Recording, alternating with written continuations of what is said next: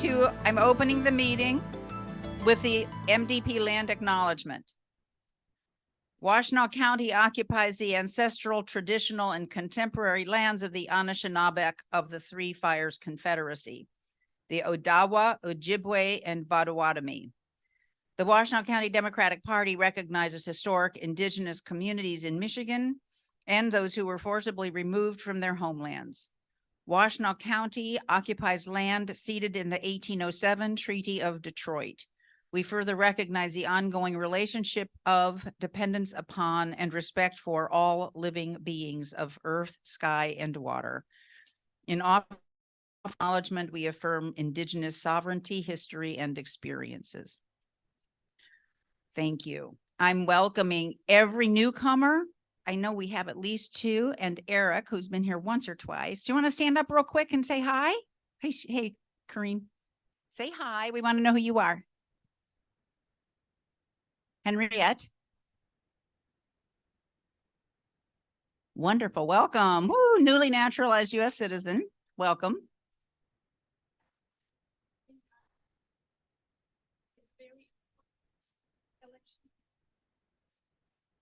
It certainly is an important election year. Yeah.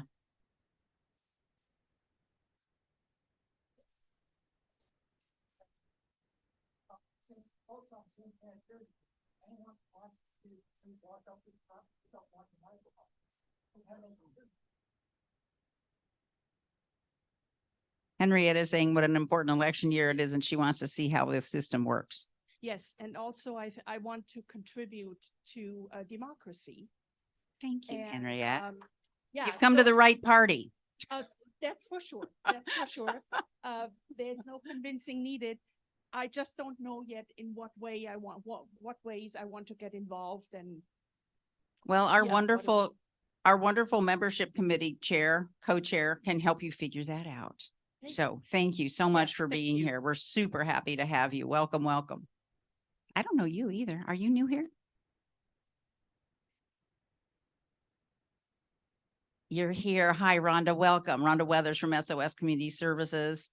Eric Roberts, a law student and a Young Dems Washtenaw. What do I say? Member and leader. Welcome, Eric. Okay. I have a lot of announcements, but Debbie has to get out of here and we need to hear from Debbie. Actually, she's on her phone. So that tells you how busy she is. Come on up and tell us what's happening or what you can stand. Then she's going back. Don't even say that, Evan. Well, good morning, everybody. Teresa really wanted me to speak, so I do want to.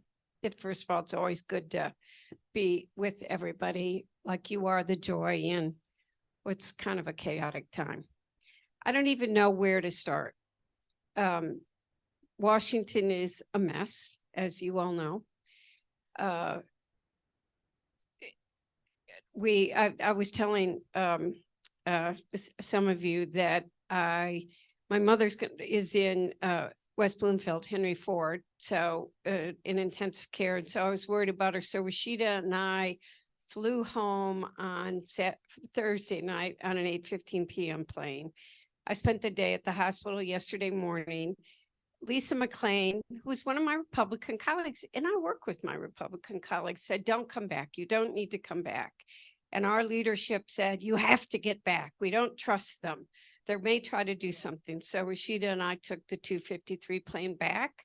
And as we landed, they announced there'd be no more votes this weekend. And we did a press conference on the Capitol steps, and Rashida and I returned to Washington, Michigan last night on the 8:15 plane, but that with many of our Republican colleagues. And I mean, what we're watching is a leadership crisis in Washington at a time when we can't afford to have a leadership crisis, which will take me to what I'm going to talk to you about next. But I want to lay this squarely. This is a Republican caucus problem. They cannot agree to who their leader should be. And it was a group of 8 members that took out McCarthy. I'm told that the vote for Jim Jordan, the second vote last night, he was 55 votes short. Democrats have, said we should do bipartisan governing together. They have not reached out to talk. I'm just telling you that there is real world business that needs to get done, starting with what is happening in the Mideast. I do not know what's going to happen next week. We will all go back to Washington next week, and Republicans will see what happened over the weekend, what they're willing to do. And I could talk to you at length about why we all did not do something to save Kevin McCarthy. But when Kevin McCarthy, I mean, I could talk about January 6th. I could talk about the raising the debt ceiling and the deal that we cut that he was not honoring. But when Kevin McCarthy went on the Sunday talk shows the Sunday after, we kept the government from closing. And it would, you all know how I felt about the government shutdown, that it would have been absolutely the most irresponsible thing we did, and blamed the Democrats for nearly shutting down the government when it was Democrats that voted for his proposal that we got 15 minutes ahead of the vote, that we asked for 90 minutes to look at, and they would not give it to us. Democrats just flat out could not support somebody like that. So, but it is a Republican caucus issue that's become an American issue. It's, you know, we have crises going on in the world, and we cannot do business right now until Republicans pick a speaker. So that's one chaos. It was just 1 week ago this morning, right about now, that we all woke up to the horrific news about the Hamas attack on Israel. And I want to be clear that I was unequivocal in attacking this terrorist act. I have had many difficult conversations with people all week, because if you live in this community, we have friends that are Jewish. We have friends that are Palestinian. And I think that it has never been more important for us to make sure people know that everybody who's Arab American isn't a terrorist. And that's what a lot of people in this country want to do right now. I went to the synagogue on Sunday night, and that day, I mean, the numbers now, I won't even go to what, I made it very clear how many people of Jewish faith have been killed. And Sunday night, 400 Palestinians had died. We are well in excess of 2,000 of the number of Israelis who have died. And we are well in excess of 2,000 of the number of Palestinians that have died. Israel has a right to defend herself. But when you hear what's being talked about in Gaza, and people, you know, Israel says we're giving people notice to evacuate. If you know the geography of Gaza, there is no place to go. It is the most intensely populated land in the world. At the moment, every border is closed. Egypt has closed its border. There is no place for 1.2 million people who have been told to run to. This is not an easy or a good situation. At the synagogue, the rabbi asked, how many people here know someone or impacted by someone who was harmed or killed by yesterday's attack? I would guess 98% of the people in the synagogue stood up. One of my dearest friends, who for some reason, I was really worried about all week. So I called her every night for a week because her daughter would not leave Israel. Her daughter, son-in-law, and grandchildren. Her grandson is now in the Army, has been called up as a reservist. She died Thursday night, Florine Mark. But I talked to people from our community who had nephews or cousins or someone that they knew that was killed or died. And I've had members, you know, I'm somebody who, this is my home now, and I don't know how many of you know, Huron Chase has a lot of members of the Jewish faith in it. There's a Jewish word they call, but I can't think of the word that they call for it. but I also lived in Dearborn. I have friends on all sides. And I had people say to me, you cannot call this a terrorist attack. And I said, I call when you see a massacre at a music festival of young people and 276 people are killed as they're racing through a field and bombs are thrown into the shelters. People are debating. We were told in a classified briefing, I don't know why there have been, everybody that you've talked to that has been to Israel talks about the unspeakable acts that Hamas has done. I have been told by family members that people were raped. I get told by members, no, they weren't raped. I don't want to quibble about it. What we saw was an act of terror, but it wasn't by everybody we know. It was by a terrorist group, Hamas. And now Israel has decided that they're going to decimate them and get rid of them. But there are many innocent civilians that are going to be caught in the crossfire of all of this. And I don't sleep at night. I just literally do not sleep at night now because there are many people on both sides that are going to die. And we cannot forget the simmering tensions that led to what happened. We cannot keep ignoring what is happening in the Mideast. We somehow have to figure out how we can give Palestinians a place that they can live legitimately and not be treated like second-class citizens. And some of the things that are done to them are pretty horrific, and we don't want to hear it. But I found myself saying to people, do you think Israel should exist? And it stops them cold. This is a really, really serious time. We're lucky we live in Ann Arbor. We feel we know the tensions, but we have empathy and compassion and understand both sides. Too many people in the world don't. I've had too many people tell me this week, even in Michigan, you can't see two sides. You're on one side or the other. I'm going to make it really clear to all of you. I don't want to see any innocent person die. War is never good. And then, and we need to be doing something in the Congress about this. And we cannot do it until we get a speaker. So I sincerely hope the Republicans get their act together so we can do this. And by the way, the budget that we passed, it seems like a lifetime ago. It was only 2 weeks ago today. Expired 40 days from that. So I hope you don't think you're going to see me Thanksgiving weekend or the weekend before, because the budget expires that Friday. And we haven't done a damn thing to get a budget done that can pass the Congress for the rest of the year because of this functionality. And that is, again, one of the most irresponsible things that we can do. And then we all know the UAW strike is now a month old.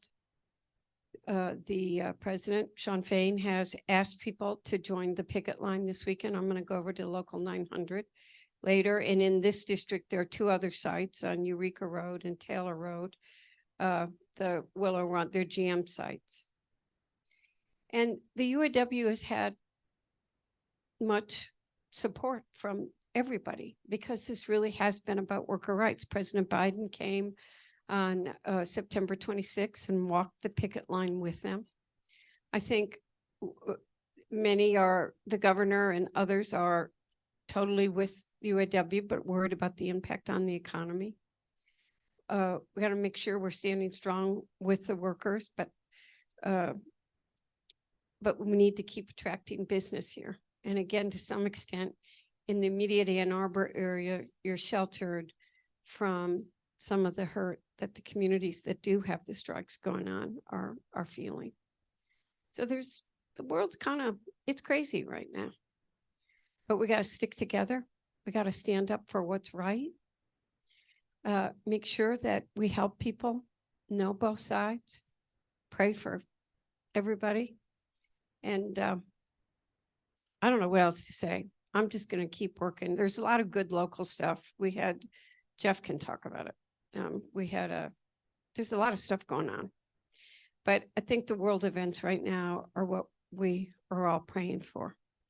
And the national events in terms of a budget. And maybe next month we can get back to talking about the federal impact. We did get good news yesterday that one of the hydrogen hubs that the federal government is funding will be in Michigan, and IPSI will be one of the benefits of this $1 billion grant. So there is good news in the midst of all of this. So I'll take questions.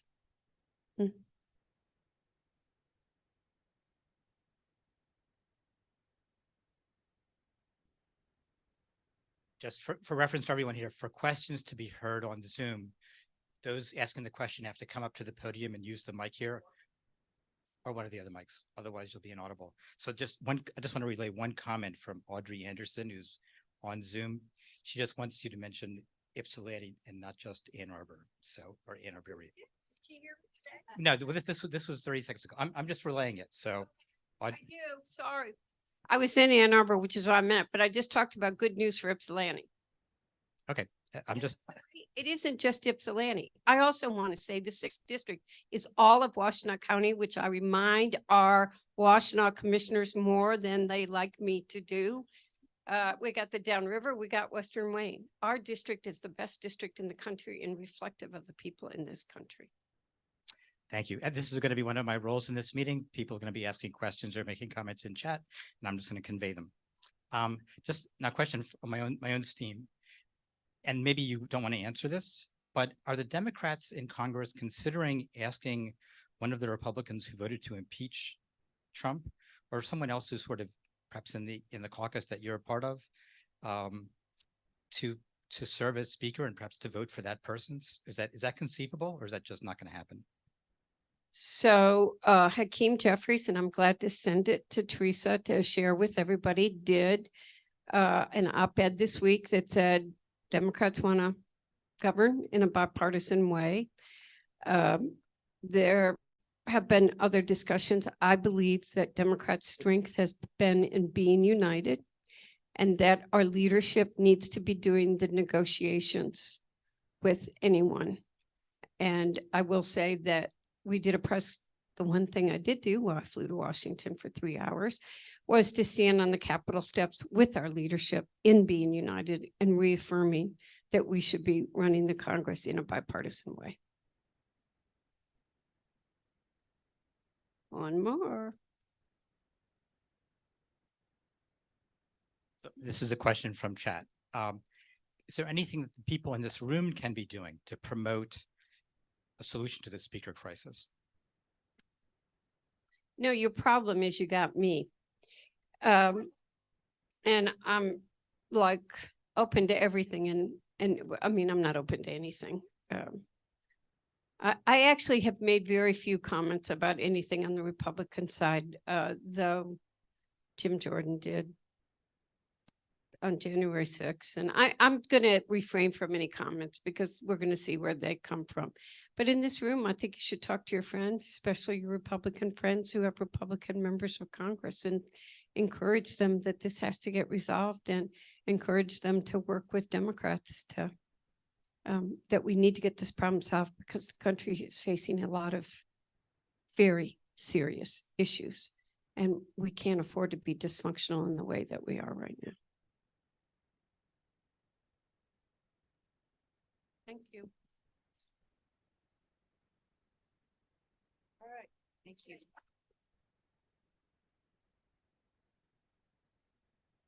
I kind of don't know how she does it, to be honest.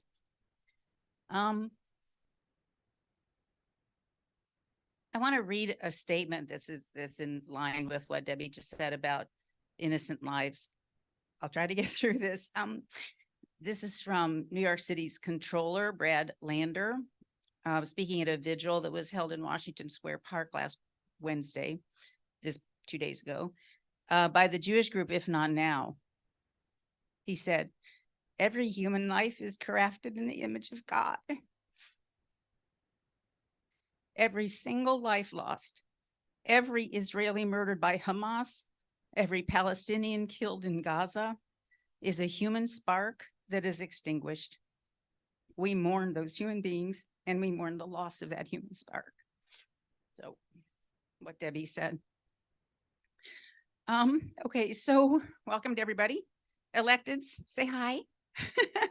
Hi to Annie Somerville, Evan Pratt, Caroline, Justin, Jeff, crippled, Michelle. We have another self-injured elected, Michelle Dietrich, who's the chair of the DNC's climate, is it Climate Council? Is that the, yeah, Climate Council. We're so glad that you're here. And several members of the board, very welcome. I want you to know that all of these, every member of this board of directors works their tails off all the time. So cheers for all of those folks. I just want to say real quick, next Sunday, we have a family event. Our theme, I don't think it says it right there, but our theme for the family event is that together we've got this. So I'm excited that, can we move that up just a tiny bit? Jim, can we move the image up a tiny bit? I'm just super happy I'm proud that we have all of these wonderful co-sponsors of this family event. It's at County Farm Park next Sunday from 1 to 4. We have the main pavilion. It's great. I'm super excited that Veg Michigan is providing all the food for us. So that's just fantastic. So bring family and friends, please. It's going to be a really exciting event. And we do have this together. I'm sorry, I'm very emotional right now. I want to just really point out Sharon Simonton has worked her tail off to make this happen. And so has Dee Dee Massell, where are you, Dee Dee? And of course, Rayanne Weymouth is always essential. Okay, I'm going to since I can't talk very well, I'm going to turn the mic over to Evan Pratt, our water commissioner for the county. While he's coming up, I also want to mention another volunteer without whom we cannot function. And that's Lisa Murphy, who did that beautiful brochure and is working with us on collateral material for this event. And she's just fabulous. I'd like to ask those who are sitting in the dark over there, so you can see that on slideshow. I like this Jim guy. And is there anything from chat right now? Eli? Okay. You want to be right here?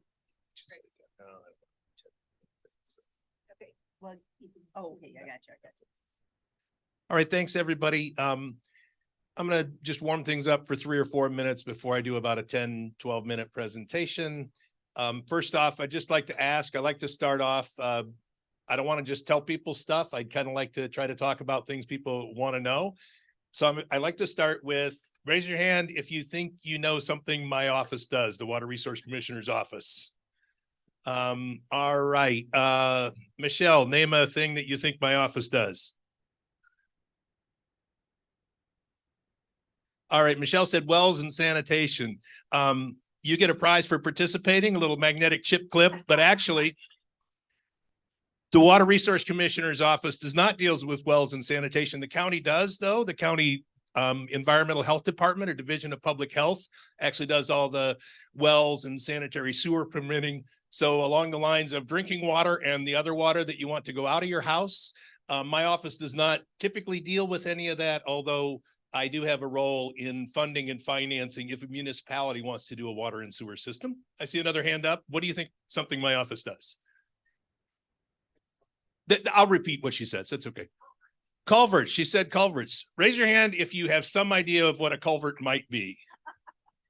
A culvert is a, slightly technical term for a pipe underneath a road typically, although it could be underneath anything else like your driveway or something like that.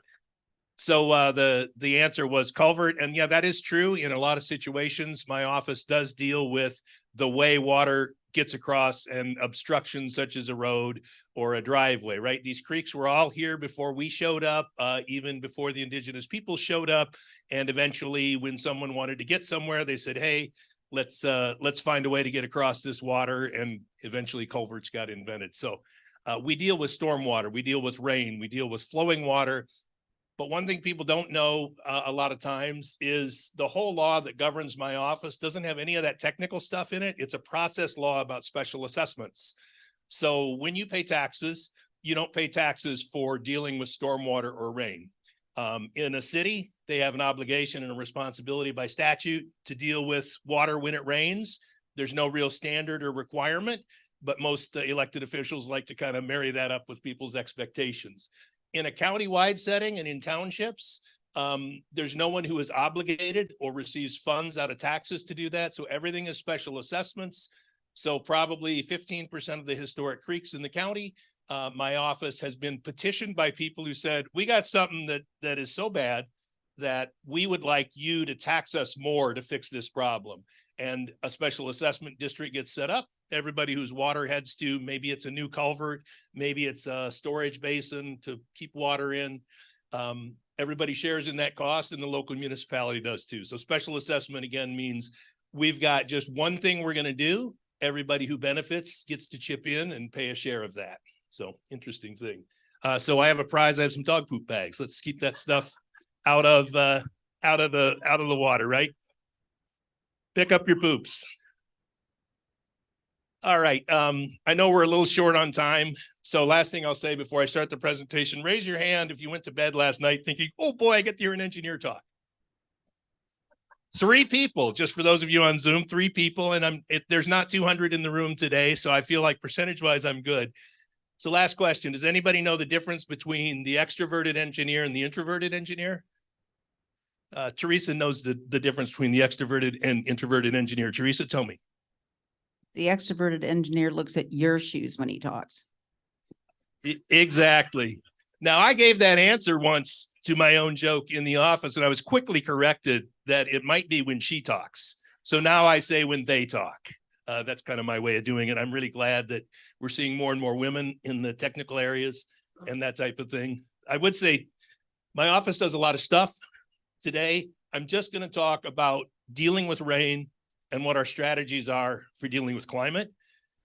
I'm in a little bit of a tough spot. You know, we were talking about some serious issues before, and certainly the housing crisis is a very serious issue. And as you can see on the screen, we're dealing with lots more rain. It's raining more and more. And I guess the best way I can phrase this, if you don't remember anything else, if you have an opportunity to invest in ark building or any sort of boat building or what have you, I would encourage that. That's probably going to be a wise investment. That's the summary of my presentation. So rainfall has been going up and up in parallel with temperature. First slide was temperature. This one's rainfall. The graphs look pretty similar. The last 20 years, it's really rocketing up. Why is that? Warm air can hold more moisture. We're guaranteed it's going to rain harder in the big storms and the medium storms when it rains going forward as it gets warmer and warmer, particularly because we're a peninsula that sticks into a mass of water. So we have lots of water available. It's getting warmer. That gets pulled up into the air. So Jim, you can just keep it rolling. So Great Lakes is studied a lot. So climate change in the Great Lakes region, there's a 4-college group that looks and studies and does forecasting on this. So again, 35% more rain in the period from 51 to 2017 in bigger storms. So anything that got stuck in the ground 30 years ago, 40 years ago, 60 years ago is under-designed at this point. That's not what things are designed for today. So I'm going to talk about our strategy of dealing with more rain.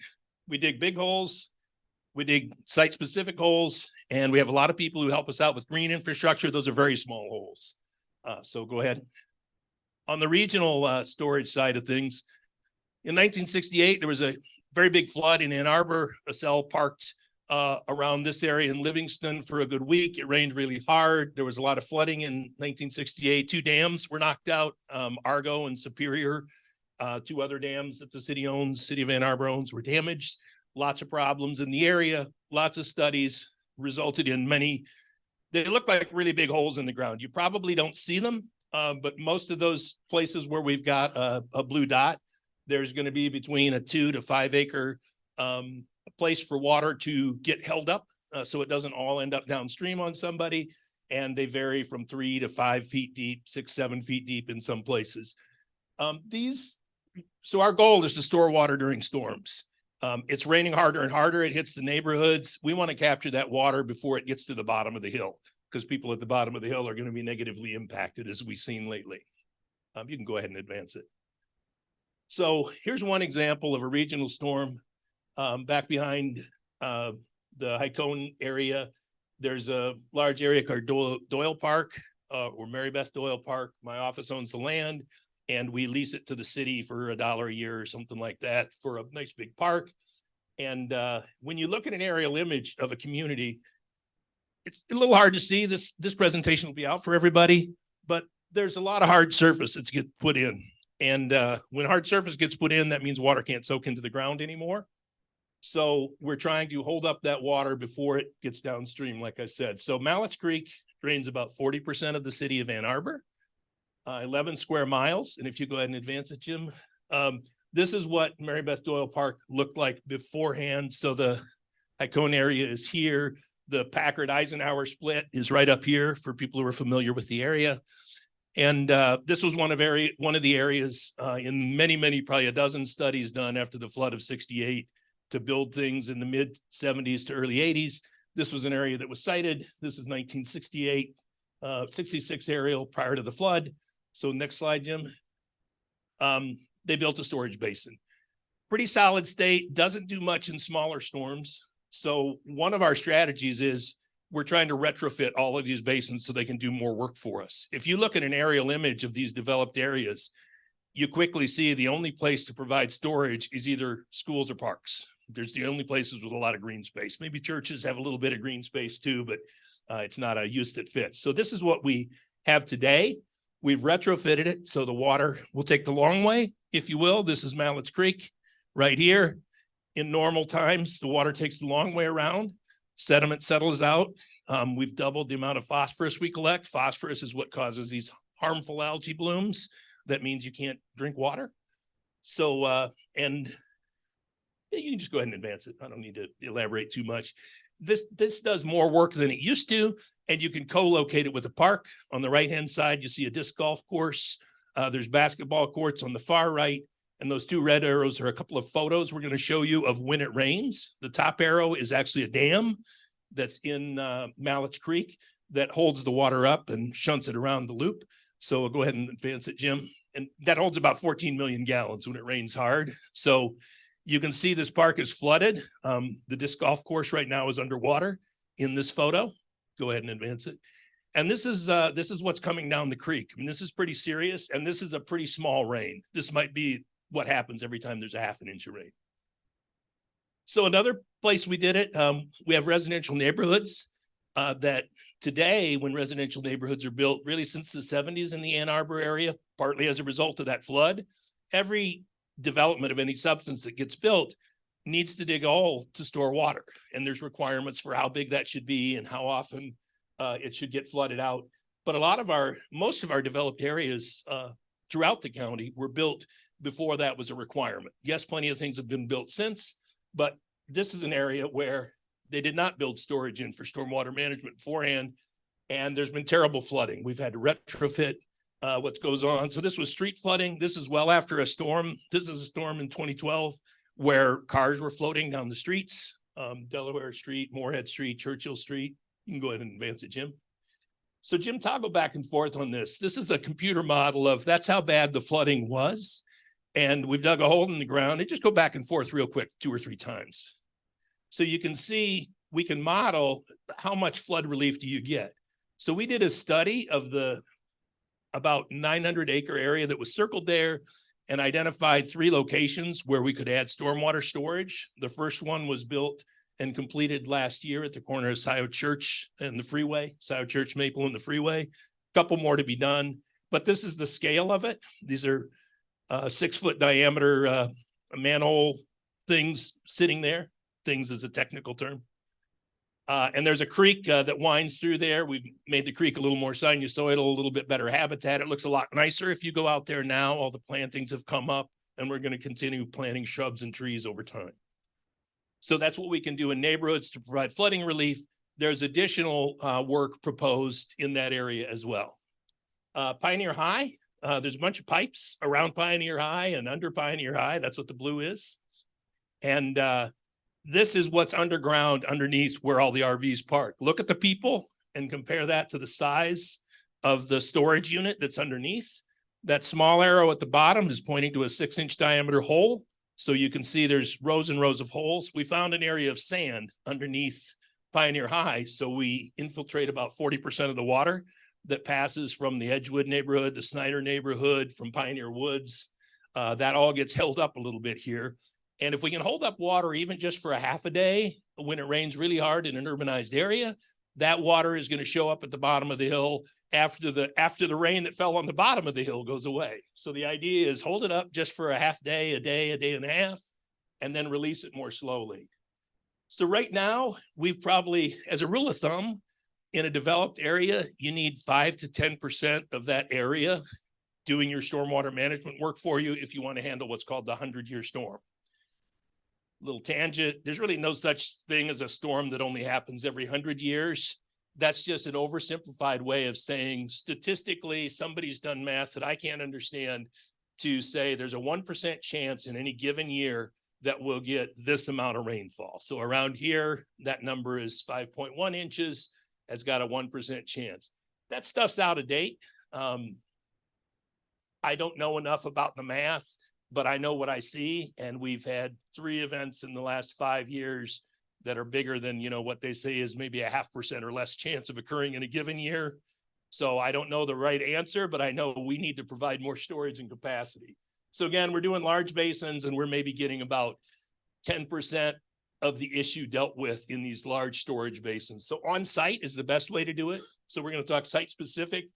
There's about 30 little ponds for developments. When I say little, some of them are a couple of acres. Some of them are a dry area where water just soaks into the ground. But this is the area around that State Street going north-south, the State Street interchange.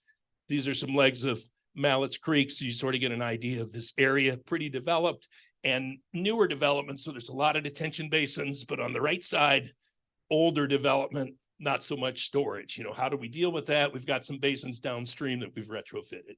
You can go ahead and move ahead, Jim. All right. Jim's a steward for us. We count on volunteers a lot. As I mentioned, we do special assessment work and for a lot of maintenance of these areas that are more and more naturalized because the natural environment does a great job of dealing with water. It really helps us to have volunteer stewards. So site specific, there's basically 3 situations in a development. Either there's no basin because it was predated things like I was showing in that example where we did a regional. There might be an old basin that wasn't doing as much work in smaller storms and was also designed for what people thought rainfall was at the time. And we know it's more now. And then we've got new rules we established in 2014 that require people to soak water into the ground, 90% of the annual rainfall, unless they can demonstrate to us there really isn't any way to soak the water into the ground. If they can't soak water into the ground for a new development, we have them bump up 20% from what the calculations tell us. I know the storms are getting bigger. It's really hard to predict how much bigger, but we've told the development community since 2014, and we worked with them as stakeholders, you're just going to have to bump things up if you can't soak it into the ground. So those site-specific things are maybe doing 3, 4, 5 times as much work as those large regional basins. A lot of people think, oh, if we build a big thing, that'll solve the problem. But again, water is something that's dealt with at the source. So those are the things I mentioned. Here's a scatter plot. All the green dots are where people have been able to soak water into the ground. About 50% of the almost 300 developments since 2014 have been able to soak water into the ground. And again, 90% of the annual rainfall is a real benefit. We use sensors to figure out what's going on. We're actually doing a study now to take a look at our basins that are currently in the ground functioning as they were designed. Are they storing as much water as they can? But more importantly, where could we store more water? We're trying to figure out how to retrofit, how to get a little bit more, squeeze that turnip. So we use sensors with U of M to figure that stuff out. Just keep plugging away, Jim. So there's also green infrastructure, people's homes. We have a lot of master rain gardeners. I've got a card out on the table, which is some basic information. The next training course will be coming up here in January, February. So this is where there's 1,800 rain gardens throughout the county. They're very small. They don't do a whole lot, but many hands make light work, right?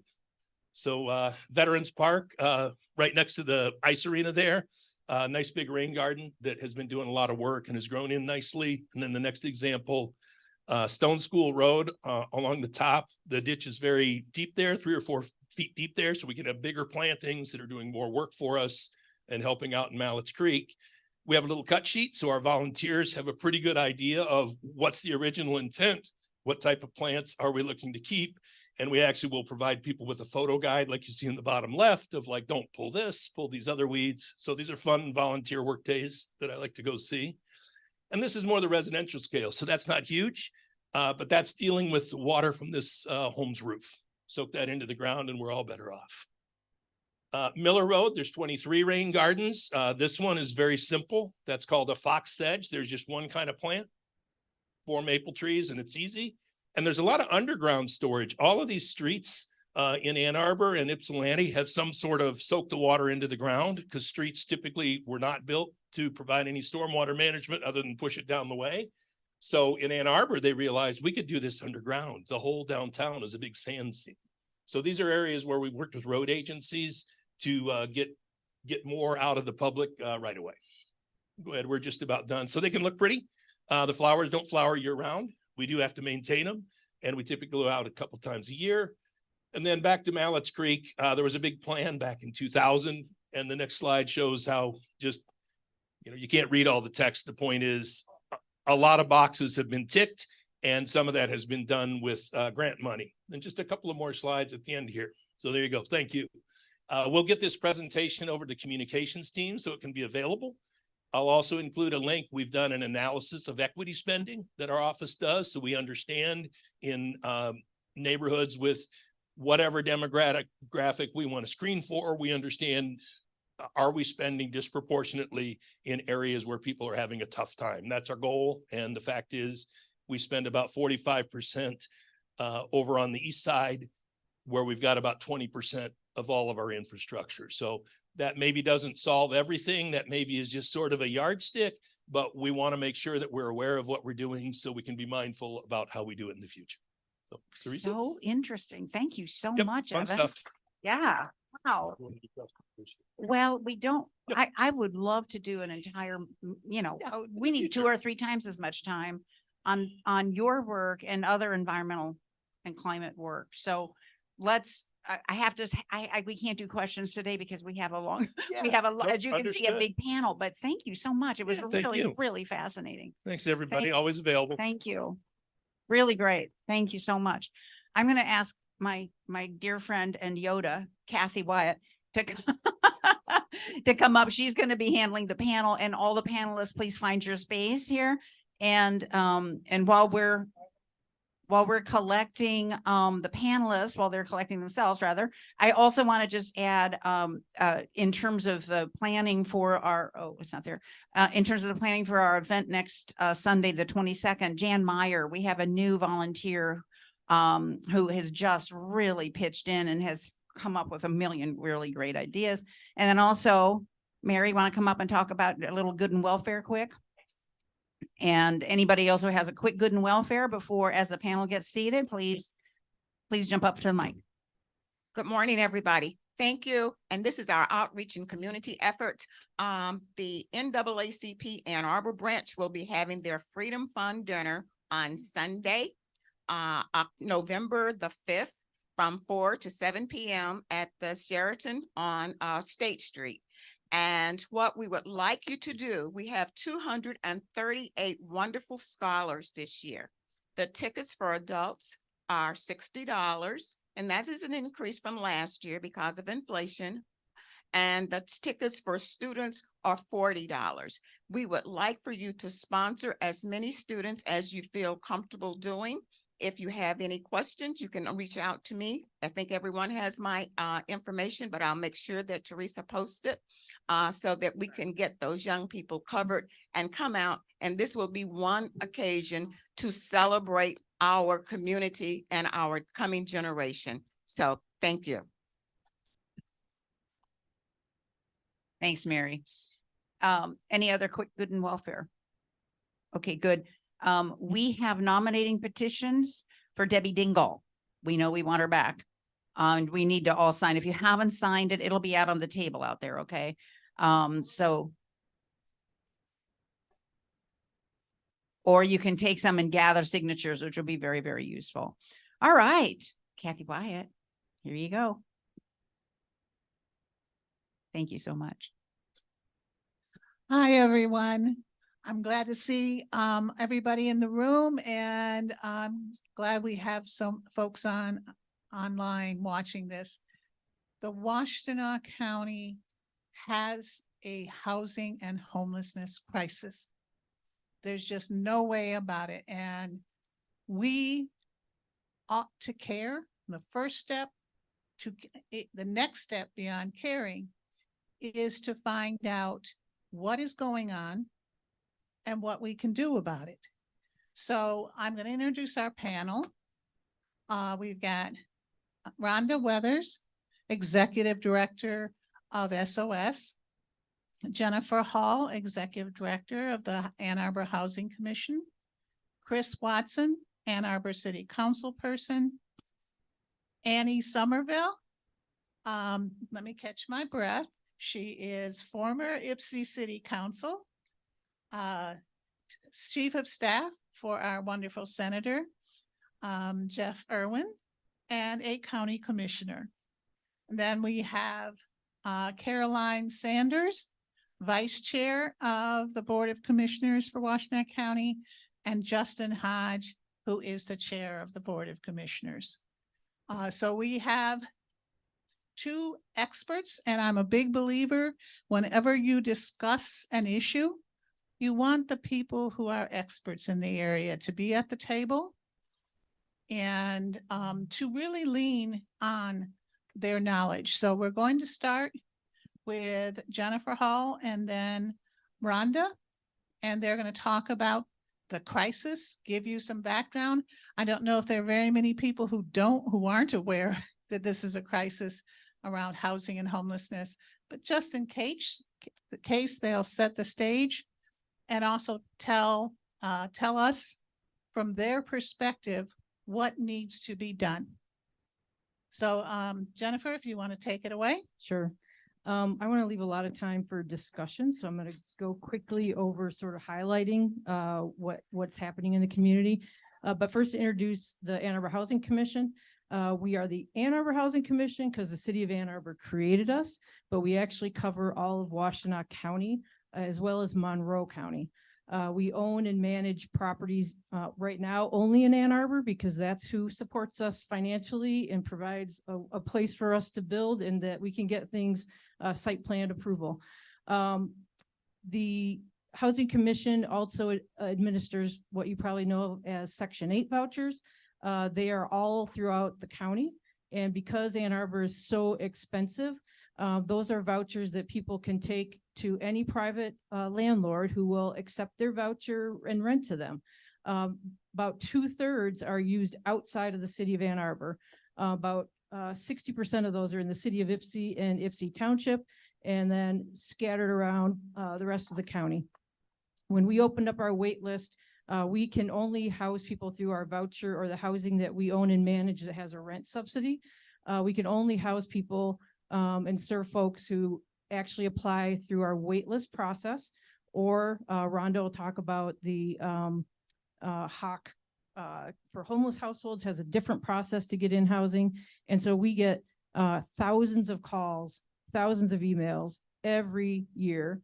When we last opened up our waitlist in 2020, we had over 4,000 households apply.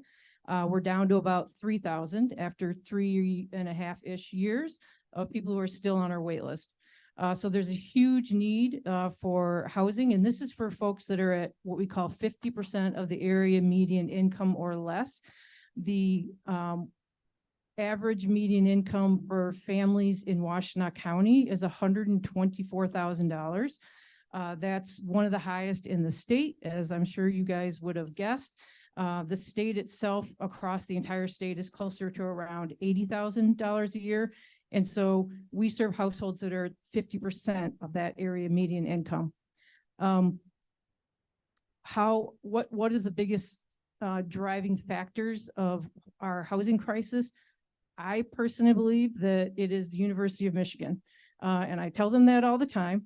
And that is not an Ann Arbor centric position. They just happen to be the largest employer by far. They have over 30,000 employees. It dwarfs the next 20 biggest employers. It dwarfs St. Joe, all of our public employees, all of our larger businesses.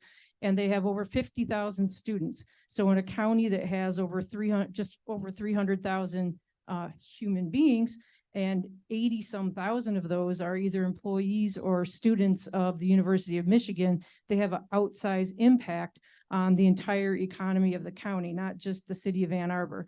We hear all the time students that complain about having to live in the outside of Washtenaw County because they can't even find housing within the county. So that pushes out residents as well, both in the city of Ann Arbor and other folks that are trying to live in and work in Ann Arbor.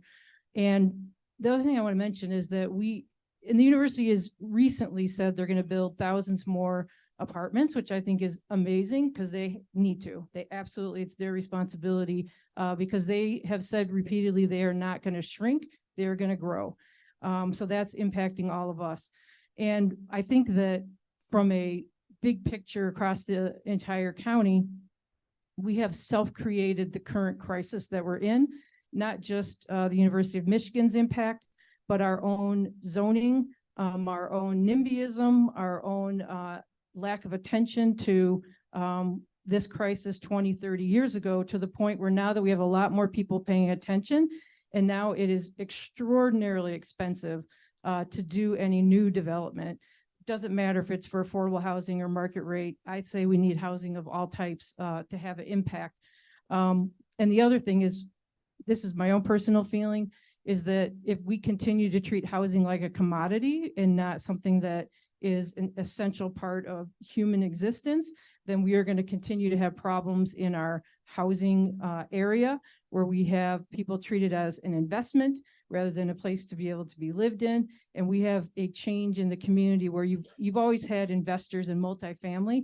Now you have investors that are just buying up single family homes. You have short-term rentals. All of those are also impacting our marketplace.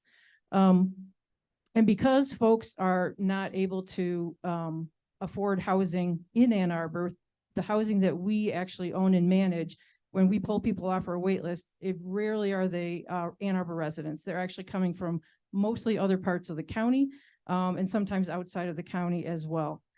And the problems that we're facing now that continue to get worse is that our employers are having a hard time attracting people to work there, particularly retail, in the health industry, in the hospitality industry, but even at the higher paid level. And so now it's impacting our economy. And when you're paying most of your income on housing, you have less income to pay to local businesses. So it's going to be it feeds on itself and continues to get worse unless we actually do something specifically to help out in the marketplace. And the last thing I'm going to say is, and I'm going to let my friends on the panel talk about solutions, but I'm happy to answer questions.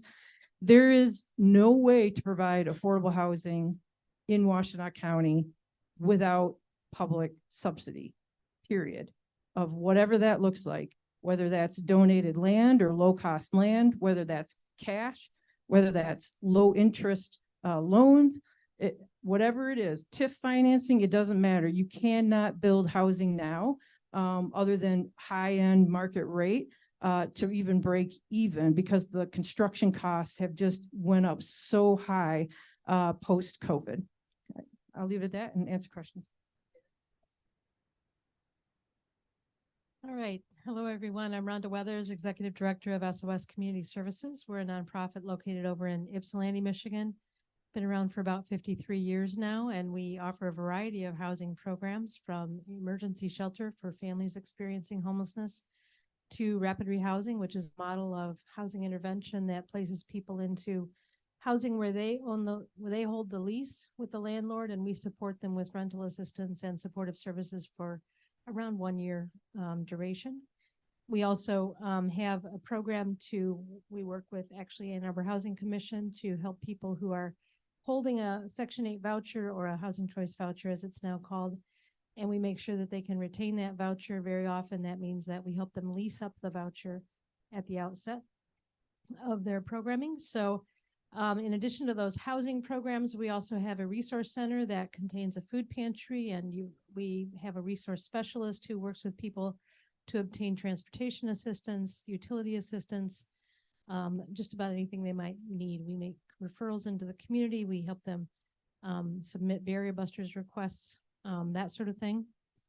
And then we also have children's programming where we go into the home and support families with very young children, helping them to make sure that those children are free from abuse and neglect, as well as being ready to start kindergarten free of special services.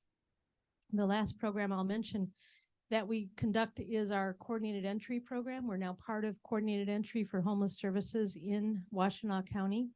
And the role that SOS plays is that we conduct family shelter assessments for families who are coming in through the Hawk line, which I'll talk about in a minute.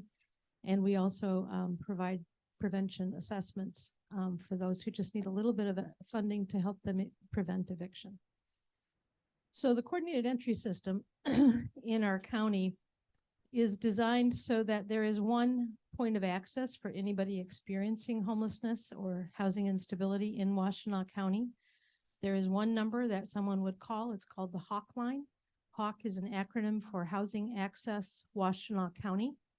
And they call the Hawk line, and there's a call center set up currently run through the Office of Community and Economic Development. There are people on that call line who then do a screening of what the family needs or the individual might need. And then based upon the information given by the caller, they will either be diverted out of the system through negotiation with current housing partners, or they'll be perhaps offered an appointment for a family shelter assessment, offered an appointment for an individual shelter assessment, or set up with an appointment for an eviction prevention assessment. So from there, it goes to the agency who's going to conduct those assessments. SOS does family shelter assessments and eviction prevention.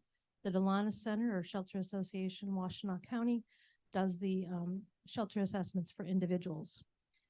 From there, they will follow through with their assessment of need and then await a resource that might be available for them. So currently, our family shelter assessments are being conducted within 48 hours of the person calling, which is our community standard for that. So they get assessed within 48 hours. Unfortunately, we have a long wait list for shelter resources. So although they've been assessed, they'll probably wait, I think the average right now is 151 days to receive a resource and actually move into a housing unit. So it's a really long wait list. It's longer than we've ever seen. We also then have eviction prevention assessments. I can speak to the ones that our agency does. And currently we're conducting the eviction prevention assessments within 2 weeks of the time that somebody calls. The problem, however, is that we don't have any flexible funding available within the county. So although we do the assessment, we know what the family needs to avoid eviction, there are no resources available right now to be able to help prevent that eviction. So people will wait until a resource becomes available and hope that they don't become evicted in the time frame that that takes. Every quarter, our system does an analysis of data related to how the whole system is functioning. The latest report was just released last Friday, so I can talk a little bit about what we've been seeing in the last quarter of July through the end of September, and we also can compare that then to the year. Our numbers are very high, being driven primarily locally by an extreme rise in family homelessness. At the same time, our numbers for housing people and moving them off those roles, we're housing fewer people and it's taking longer to house them because of the lack of resources in the community. We, in terms of the total number of persons who are experiencing homelessness compared to September of 2022 to September of 2023, we've seen a tremendous rise. In September of 2022, there were 376 individuals experiencing homelessness in our community. In September of 2023, there were 636 experiencing homelessness. So it's just been a dramatic rise, and most of those are in the family area. Where veterans are concerned, housing veterans goes very quickly. We had a huge influx of resources into veteran homelessness a few years ago, and it's allowed us to meet the need for veterans. Almost as soon as somebody comes in and has a need, then we're able to hook them up with the resource and prevent their homelessness or move them off the homelessness rolls. Where the chronic population is concerned, and this is people who are experiencing homelessness and they also have a disability, we've seen a steady rise, and soon that number is going to expand as we open the winter warming shelters. That's when we see a big influx of people that we may not have had in the system prior to that. The length of time to housing remains very high for this population. It's actually about 333 days from the time they enter our system until the time that they have a resource to move into housing. Families, as I talked about, have nearly tripled in 1 year in terms of the number of families that are coming into the system. We have over 30 families per month which are inflowing into our system, which is just unprecedented for us. Our current programs can't keep up with the new levels of demand. We cannot guarantee that we will serve every family waiting for a resource, and not enough resources exist in our community. The length of time, as I mentioned, is now up to 151 days from the time they enter the system until the time that they have a housing resource. And the housing market, what we're finding, is much tighter for larger units than it is for studios or one-bedroom apartments, which is why family homelessness is rising. Other data that is of note is that we're seeing an increasing number of older adults who are entering the system. This is on the single population. Families are assessing with significantly higher needs. They have a higher vulnerability. There is a higher acuity to the needs that they are presenting with. Most of them assess at needing permanent supportive housing, which is ongoing rental assistance that comes with supportive services attached to it. We don't have enough of that type of housing in this community, so they're being assessed for a need that we don't have, or a resource that we don't have. So we end up putting them into a resource that doesn't have everything that they need, and then very often they fail out of that and come back around into the system. Where rapid rehousing is concerned, for the last quarter, we saw 336 persons served through our rapid rehousing programs, and 297 of those did move into housing. So it was very successful where that's concerned. On the families wait list, so the number of families in our community who are waiting for a housing resource, about a year to 2 years ago, we would see about 25 to 30 families on that wait list every month. And now we're seeing 150 on that wait list every month. So it's just phenomenal in terms of the need that exists out there. We're currently trying to plan for winter shelter. Winter is coming, we know it. Delanus usually opens the individuals' winter shelter programming on November 1st. And we're trying to also plan for families in the winter shelter program, which we've never had to really do before until last year. We are estimating that we need really kind of 4 or 5 different approaches to family homelessness this winter. One for both individuals and families, I should say. One is that we need eviction prevention money. People are becoming homeless in our community at alarming rates. There is not flexible funding currently for us to help them avoid their evictions. We also need some money, a little bit of money for doing shelter diversion. So when someone comes in to the system, it could be that they just need a security deposit to be able to move into a housing unit which they have identified, but they don't have that security deposit. It's much more cost efficient for us to provide the security deposit to them and allow them to move into that housing rather than have them enter the system, which is much more costly over time. We also last year utilized some diversion stipends. So we would give households $400 per month for, on an average, about 2 months.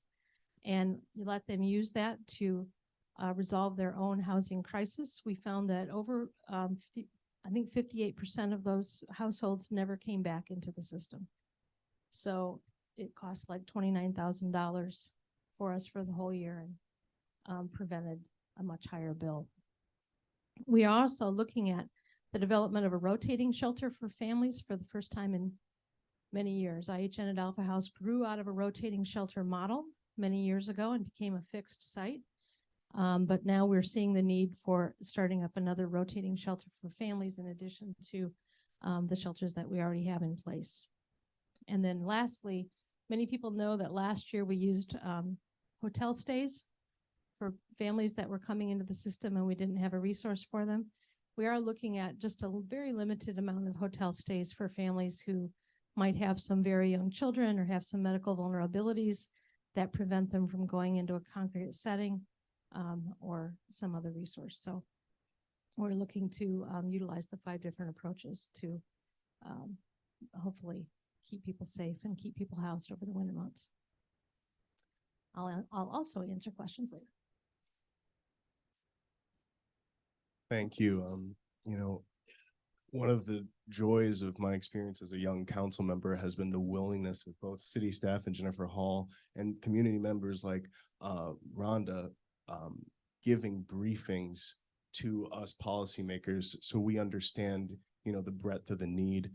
And, you know, I'll be honest, I leave a lot of those meetings feeling like I've been punched in the stomach. And I just want to, you know, just acknowledge how deep that is. And while I'm excited about the tools that the city council has, I know for people on the ground, it just feels like it's never enough. I have constituents contacting me about $100, $200, $300 a month increases in rent, and providers saying that they've at food banks saying they've seen a 50% increase in need since the pandemic funds expired. So I want to talk a little bit about my personal experience with affordable housing in Ann Arbor. It started out when I grew up about a mile from an affordable housing community called the Green Baxter Court Community Center. I started volunteering there in high school, and it just taught me that Ann Arbor is a city that when it wants to, it can support affordable housing. It can bring a new generation of Ann Arborites, Black and brown people like me, into the community. And it was one of the few educational settings growing up where, you know, I looked around and everyone did look like me. I think the 3 tools that we really have, one is the housing millage, which gives us about $7 million a year that we can put into projects. The second one would be, you know, bolstering funding for services, putting funds directly in the hands of service providers through the marijuana excise tax, through different partnerships we have with the county. And then finally, we have to re-examine our zoning, our land use, our comprehensive planning so that we can start to see some solutions in the private market and so that we can streamline the development process so that we see more of the types of housing that we need. So just a couple points on each of those tools. The housing millage, one of the resolutions I got to sponsor was exploring leveraging those funds. We know that $7 million right now might only fund a 1/10 of a project. So we wanted to bond, we were directed the administrator to explore bonding out for more of those funds so we can use them up front. Maybe we can do, you know, 1, 2, 3 projects a year at the start of the millage rather than doing 1 project per year over the 20 years of the millage. And, you know, I'm excited to say that, you know, the Catherine Street project got approved during my time on council. And that project needed 16 funding sources, but it's on its way to creating 61 units on a city-owned lot in Carytown. And one of the other purposes of that development is to, you know, honor and uphold the Black community that has been displaced from that neighborhood. In terms of our marijuana excise tax funding, it gives us about $2 million. And we've used a bulk of that for eviction prevention. And some of those allocations we did, one in March, one in June, that money was spent within 1 to 2 months. So that money goes fast, but we know that it's directly helping people before they fall into homelessness, helping them pay off their bills, helping them pay off rent. And then finally talking about the comprehensive planning process, liberalizing our zoning policies, getting rid of some of the exclusionary zoning that has kept some of these multifamily units, these 2 and 3 bedroom apartments from being built in Ann Arbor. We know when we look at Minnesota that when they did some comprehensive zoning reform, they're one of the few cities in the country, Minneapolis specifically is one of the few cities in the country that saw a decrease in rental prices and the stabilization in their rental market. So we know that there's not a solution that won't involve market rate housing. A healthy vacancy rate in a city is usually 5 to 10%. Ann Arbor, right now, I just looked, it's 0.98%. So 5 to 10% vacancy rate would be healthy. We're at 0.98% now. So we want to pull, with our land use that we're considering, we want to pull more development outside of the downtown, because we know just by the nature of the downtown development is going to be the most expensive. We want to see more along Plymouth Road. We want to see more along Washtenaw that's further outside the core, and maybe providing some of those units that can fit families and not just the students that are coming to Ann Arbor. So I do want to close by saying I'm really excited about the group that we have at the city and county. I serve with Justin on the Urban County Committee. I work on the New Human Services Partnership team. And for once, I think we really have a council where everyone is aligned, knowing that housing is a need, knowing that we have to act now. And I think the other thing is there's good coordination, communication in terms of city and county. And I just want to keep that going. So I applaud my county partners. Yeah, I'll pass it over. So the next person that will be taking us will be Annie Somerville, who is, as I said earlier, former Ypsi City council person and now a chief of staff to Senator Irwin, who's in our audience, and also a county commissioner. I think that that our first 3 speakers, particularly the first 2, have really set the stage for understanding how bad our crisis is. Those numbers, it's getting worse, and those numbers are staggering. I'm going to ask Rhonda to please send us those numbers so we can post them on a website. It is staggering because when we talk about these folks, you know, those numbers represent real people. They represent real families. And when you talk families, you're talking children. And it's getting worse, not better. And it won't get better unless we do something. I did want to make sure that we noted that Chris Watson, who is an Ann Arbor City Council member, Ann Arbor's doing stuff. And which transitions us to Annie, because Ypsi City, and I don't want to say just little Ypsi City, but it is, they're doing a lot too. And so Annie, if you can take it away and talk a little bit about what Ypsi City is doing and what you see as, you know, as a council member, what the possible solutions are, and then we'll move to Caroline and Justin, because they're going to be doing some good stuff, and I'd like them to have the chance to talk about it, all 3 of you. Annie? Thank you.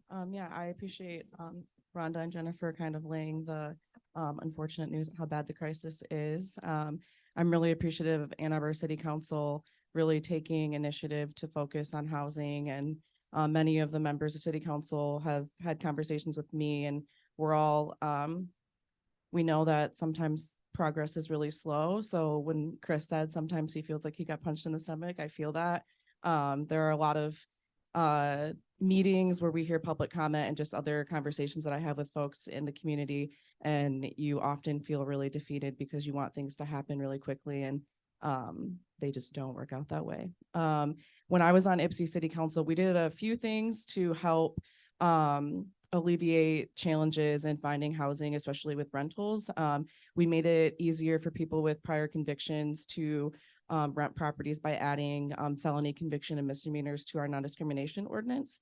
We also we purchased a property that had previously been destroyed in a fire to flip it for redevelopment. And we chose Avalon as the partner for that, really because we know that supportive housing is effective for people who experience chronic homelessness, that struggle with substance use disorders and other like serious mental health issues. So I'm really excited, even though I'm not on city council anymore, that we're going to have a supportive housing site in the city of Ypsilanti, and hopefully that will lead to maybe some in other parts of the east side of the county. One of the issues and challenges in the city of Ypsilanti that it's 4.2 square miles, and we are landlocked. We have some properties that can be developed still, but because of issues with contamination, they're testing Water Street right now, but from some of the things that I've heard, it might be really challenging to do single family home, which in some ways is good. I'm really excited to see things like 5 plexes on that site so we can really maximize the space.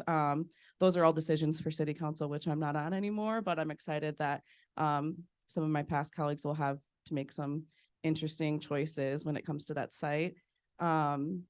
Other things, one of the things that we did the last few months that I was on city council was approve just over 300 unit development, half for senior housing. I think Jennifer Hall mentioned earlier that older adults, maybe it was Rhonda, older adults we know that the numbers are rising for folks experiencing housing insecurity. At the county level though, I'm really excited to focus more on keeping people housed, making sure that they don't get evicted in the first place, but also working with partners to expand supportive housing, and then other pathways to homeownership, hopefully working across the county with local municipalities on ways to invest more in mixed income developments and also missing middle housing. We need all types of housing, so I'm excited about that. And I don't know, I think I'll stop there. We're getting some presentations this week on the winter sheltering update. So tune in for that. I think Justin will talk a little bit about that. And then we'll have some recommendations from staff, and then the board will have to kind of take the next steps to determine what direction we're going to be going in. But I think that we know that we have to do some things in the short term and then some things in the long term to really make a difference in this. So that's what I'm excited and looking forward to.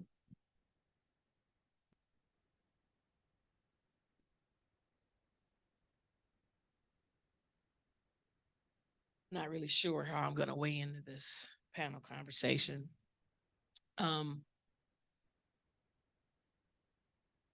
So in my personal experience, I have been a renter the entire almost 5 years that I've lived here in Washtenaw County. I have fortunately not had any major landlord tenant issues. I have also been a landlord tenant process server for almost the same amount of time that I've lived here in the county. I've seen some really horrific living situations.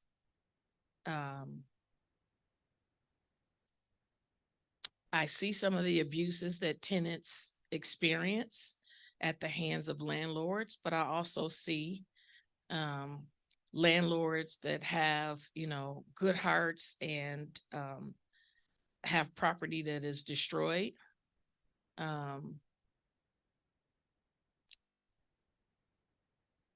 I think that I would like to see less finger pointing. I would really like to see our residents make requirements and demands of all of us, not just the county commissioners, because we seem to get the brunt of the discontent. I would like to see our residents require that their elected officials in their municipalities, that the major landlords, that the major employers that the real estate agents, the county commissioners, and even the faith-based organizations, I don't want to say be forced, but I kind of do want to say be forced to come together in a room and figure it out. And also to include the nonprofit organizations, because there is a lot of finger pointing, and the finger seems to end up in the direction of the county commissioners. But people don't understand that we cannot just go into a city of Ypsilanti, a Ypsilanti Township, a Pittsfield Township, and say, you're going to do this. We do have some ability to purchase land and, for the most part, supersede zoning because we are a county authority. But there seems to be this continual kick the can down the road issue. I would also like to see that in that room, we have some federal representation, some state legislative representation. I've got questions about McKinney-Vento and how that act and that resource could be possibly better utilized, especially in terms of children that are homeless and their families. But I think we have to have an honest conversation with our residents about what does this price tag look like? Because that's what we're really not talking about.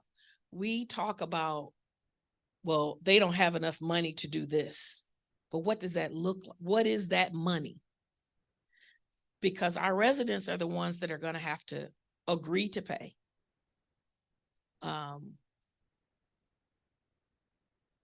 I keep saying I don't like ambushing. I'd like to tell you that I don't like something before I get you in public and just like spring it on you. He's laughing.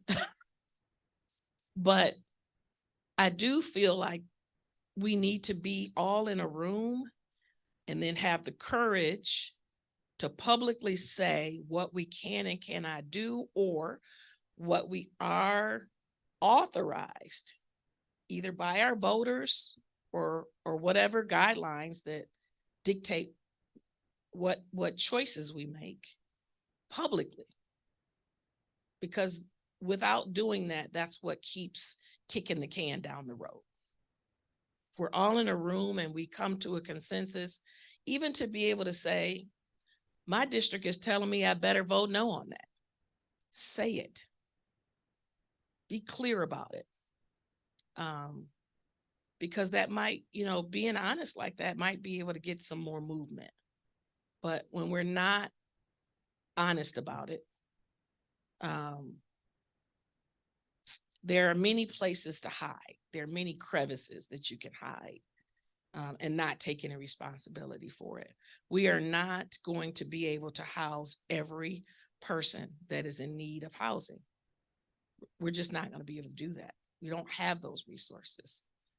We also have a responsibility to make sure that the county is financially, fiscally stable, and able to sustain all of our sort of responsibilities to all of the residents.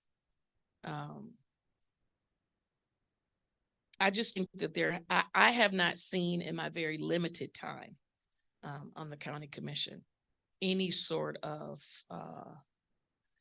community conversation that includes the affected and active players in this housing and homeless area. And so you can't come up with a meaningful solution if you're not inviting everyone to the table and not kind of picking and choosing. Everybody has a right to have their voice, but to come up with some sort of meaningful solution. I have had an opportunity to attend a conference lately with my colleague, Chair Hodge, where we were able to visit a tiny home community, which I literally wanted to pack up and bring back here.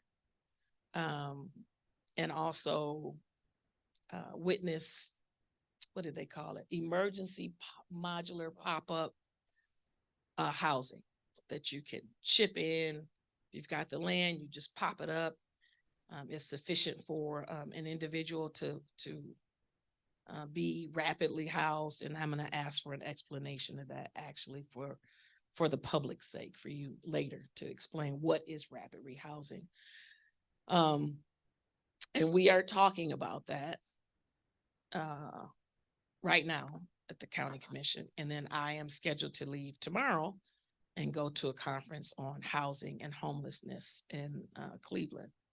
So I'm hoping to be able to bring back sort of meaningful ideas and suggestions.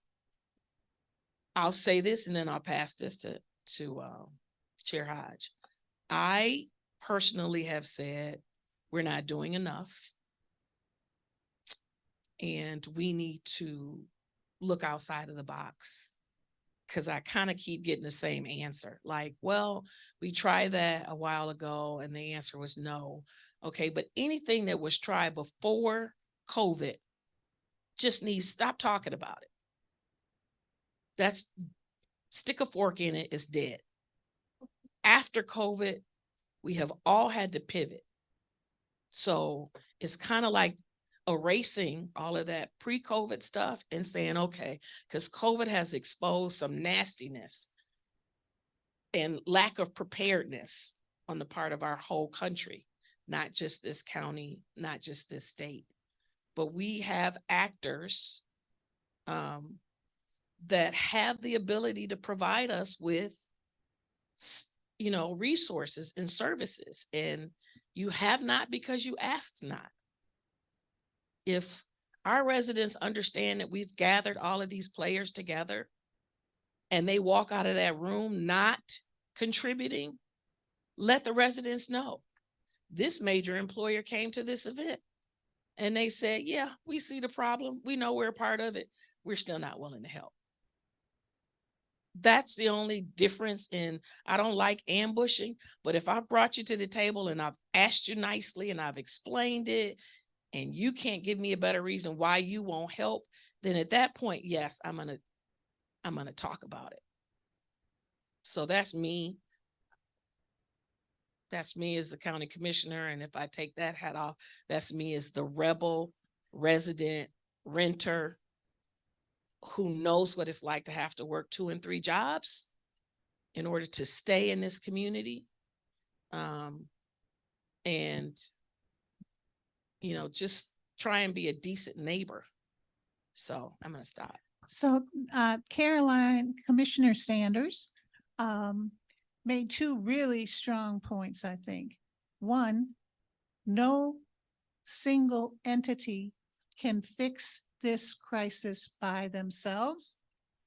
And 2, we need to get everybody who can and should contribute into a space, whether that's a task force or what this is, and have everybody put on the spot and say, okay, each of you do your bit.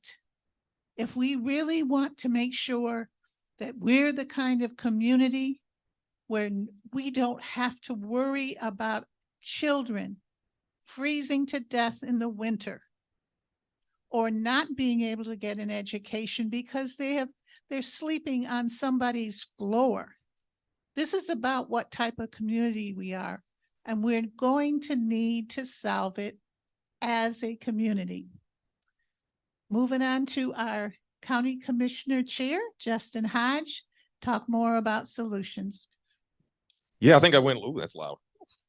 I think I went last to try to, bring some light to the doom and gloom here. I mean, it's been a gloomy day. It's a gloomy conversation so far. So I want to spend some time talking about solutions and I think hope for how we're going to be able to move forward here. I would say I want to echo the points made around one entity is not going to be able to solve this. It's the housing and homelessness crisis is very much a community issue where it's going to take all the local units of government, the county government. We need some support from the state and federal government, the nonprofit community, all of us working together to solve that. My vision for how the county is going to move forward on it is for us to be able to be really clear on what are the responsibilities that the county is going to take on and fund, and what services is the county going to provide. So then when we have conversations with local units of government or other partners, we'll be able to point and say, hey, we're doing this part. We need someone over here doing this piece of the work. That hasn't really happened up until this point. And that puts the county in the position to try to fund everything. And there's just not the money to do that. And then it makes us not get the outcomes that we're looking for. If we're trying to fund every single thing, we're not going to move the needle in a way that's going to be really effective. So if anybody tune into our meeting 2 meetings ago where we had the first presentation, housing president, I know y'all you tune into our meetings all the time. It's a good time. So 2 Board of Commissioner meetings ago, we had what was round 1 of a 2-part housing presentation. The first part was a look back at a lot of the work that's been done in the community and work that's been done by the county. And, it hasn't really been effective in the way that we had hoped. There was a blueprint to end homelessness. We still have homelessness, so that didn't work. At our meeting this week, tune in on Wednesday, 5:30 for working session, 7 o'clock for the main meeting. We're going to be having the second part of the presentation during the 7 o'clock meeting about what I believe to be a very bold set of potential solutions for us to have a conversation about. With having worked with staff on the presentation and what's going to be included in that, I'd say it's more than I think has ever been talked about. And since you're all here with us this morning, you get a sneak peek of that. We're going to go through, I'm going to talk about the different sets of solutions that we're going to have a conversation about. I don't anticipate that we would talk about all of these and then decide we're going to be able to fund all of them because we don't have infinite money. But it'll be an opportunity for the board to have a conversation around what makes sense for the county to really engage on, and then what makes sense for local units of government to engage on. I think, as it's been mentioned before, there's a perception that you have your local, you have your city townships, then you have county. So the county should just be able to do everything. We can't do that. We don't have control over zoning. But if we own a property, it's not subject to local zoning. So that puts us in a potentially really good position to be able to do some creative things with housing. But the hard part is if you are dealing with a municipality that doesn't really want to support an affordable housing strategy, they're not going to sell us property. There are a couple like that. You don't want to talk about. Yep, you do. Okay. So I'm going to go through the list of some of the strategies that we're going to be having a conversation about on Wednesday. And then I would love people's thoughts because this is a good opportunity to give us feedback on that. Hawk was mentioned before, and Hawk has been a challenge for us to manage at the county. We're going to be really looking to put some more funding into stabilizing the Hawk system. When Salvation Army was running that, and then when they stopped, it really put us in a pretty poor position to be able to manage that. And then we had some situation with the call center and then Monroe County. There was this whole thing. What we're going to be having a conversation about is expanding Hawk, hiring more employees, and potentially making it a service that the county will really take responsibility for. So for a certain period of time, we were hiring temporary employees to help with managing Hawk. That's just not effective. There's a high turnover with that. It leads to inconsistencies. So one of the things I'd like for us to do is do better about that. If we're going to be responsible for Hawk, whether it's because we're funding it or we have county staff that are running it, we need to really step into that space and take it really seriously. Along with the Hawk piece, you remember the winter housing emergency last winter, which resulted in us doing a lot of hoteling of families. As part of that, when we were trying to move the families into stable housing, we ended up hiring 6 temporary case managers to do that work. And I think that's a model we should really expand. And what I'd like to see us be able to do is expand the work that we're doing with Hawk, make the case managers permanent positions. And then when you call, and we talked about the community standard, if you call Hawk, what should be the timeline at which someone gets housed? I would love to be able to have case managers be the people that are answering the phone at Hawk. You do the assessment immediately, you put the person onto their caseload, and then we just get it going that way. So we're going to be talking about that as a potential solution too. a lot of conversation around what are we going to do to stabilize the system. So I expect that we would vote to allocate some dollars to doing a system-wide scan of all of the housing and homelessness services in the community and figure out what makes the most sense for us to fund externally and what might make more sense for other local government partners to take a look at. I don't know if you like that one or not, Andy. That was an interesting look. And then as part of the conversation about how do we bring everybody together, a housing summit. So we've been talking about having a housing summit for a while where we would be able to do a lot of what Caroline just mentioned around bring everybody together, local units of government. You know, we can't make anybody come, but we'll certainly send the invitation. And we'd love to have that summit, I think tentatively scheduled in December. And then more on that to come. So that would be a really good opportunity for, and I know everybody here will be there. We certainly need the other partners at, you know, Ypsilanti Township, for example. We would need some support there since it is our second largest municipality, but you know, they're a challenge. So the items that I mentioned so far are what we're talking about as short-term or immediate potential solutions where we could move on all of those things really quickly. We have temporary case managers already doing the work. I think many of them would like to continue doing that, and if the positions were made permanent, so we'll see there. We're going to look at some other what we're calling like the 1 to 2 years to see impact sorts of solutions. And this came up earlier around in this work that SOS does around supporting families and having a lease. We've talked a lot about how can we, given the challenges around affordability, what can we do to subsidize people being able to have an apartment or have housing? And one thing that we're going to be having a conversation about is the county owning or having a master lease over a number of properties that are not currently affordable, and then subsidizing that for families as a way to make non-affordable housing affordable for people. We don't want to get into a situation where we're taking on the lease for existing affordable housing because that's just disruptive to the system. What we want to do is be able to take properties and make them affordable for people. So that'll cost some money, but we'll have a conversation about that too. We had some early conversations with the courts a couple of months ago around starting a specialty eviction court. That's something that we would want to continue to explore. I think there's interest among the board members to be able to support the court in having, and if they had an eviction court, it would allow them to do alternatives to evictions. And one idea around that is coupling it with a guaranteed basic income program. So if you're in a situation where you're not able to pay your rent or you're at risk for eviction, we would look at being able to provide funding to families for a certain period of time to be able to continue to pay rent.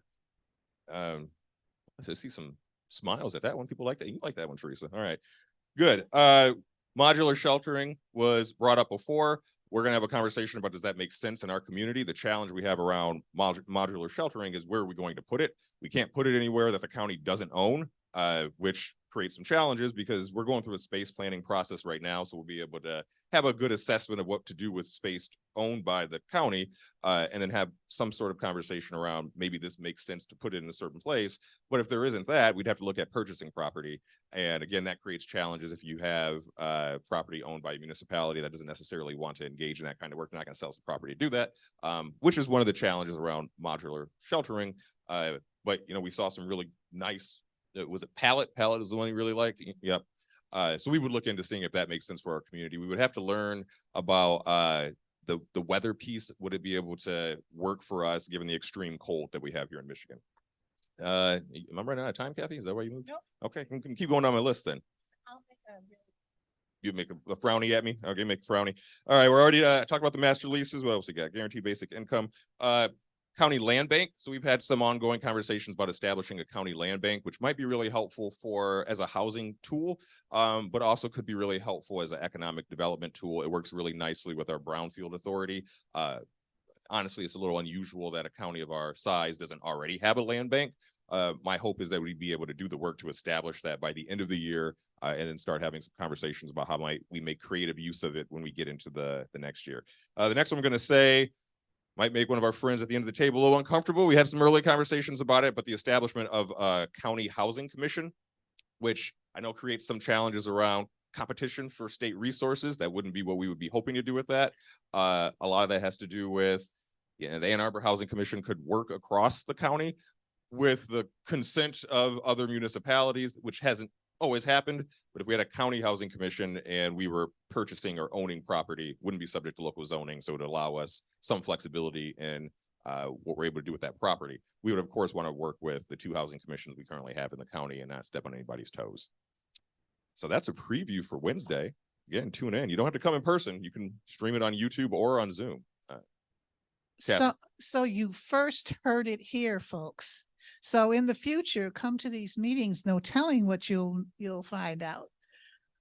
Thank you so much to all of the panelists. I really appreciate the things you said, Justin. We need everybody at the table to solve this. We need a lot of coordination and cooperation because ultimately, one, there's just not enough units of housing that people can afford. That is consistent through all the panelists. We have to do better, and we have to do better this winter. We cannot have children dying, and it's a very real possibility when you have families living in vehicles, living in vans. And I have been sick to my stomach for the last 2 to 3 years, all winter, scared that I will see something come over the alerts, because it could happen here in Washtenaw County. So we need to do worry about emergency sheltering, but we need long-term fixes. And I'm really, really pleased that the commission is taking that up, but there also is a recognition that we all need to work together. And there are folks, the faith community, the municipalities, the nonprofits, we all need to work together. So the next step is to engage in questions, answer questions. So do we want to start online with the online questions first? Eli?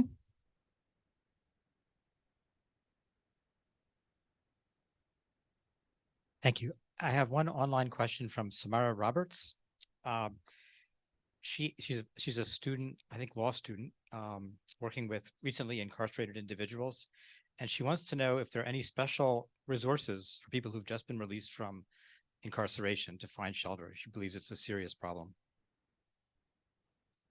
So does Chris Watson want to take that? Because Ann Arbor has a dedicated funding for that. Chris, you want to take that one away? Yeah, I'll start and I'll let Jennifer back me up here. But yes, in fact, we just announced the Rising Hope for Housing program, and that's really built on the work of Council Member Cynthia Harrison. The idea is for justice impacted individuals to be able to access trauma-informed care, and especially when they are using tenant-based vouchers outside of Ann Arbor housing sites, because we know sometimes it's easier to access resources on housing commission sites, but when you're further afield in maybe you're using your tenant-based voucher with a private landlord, you might not have access to care. So if you search Rising Hope for Housing on the city website, it's allocating about $400,000 and people can apply for those grants. But Jennifer, maybe you could speak a little more. I think this is a good example of working together with different areas of the community. So we have 6 different agencies that are receiving funding, but also coordinating with the sheriff's department.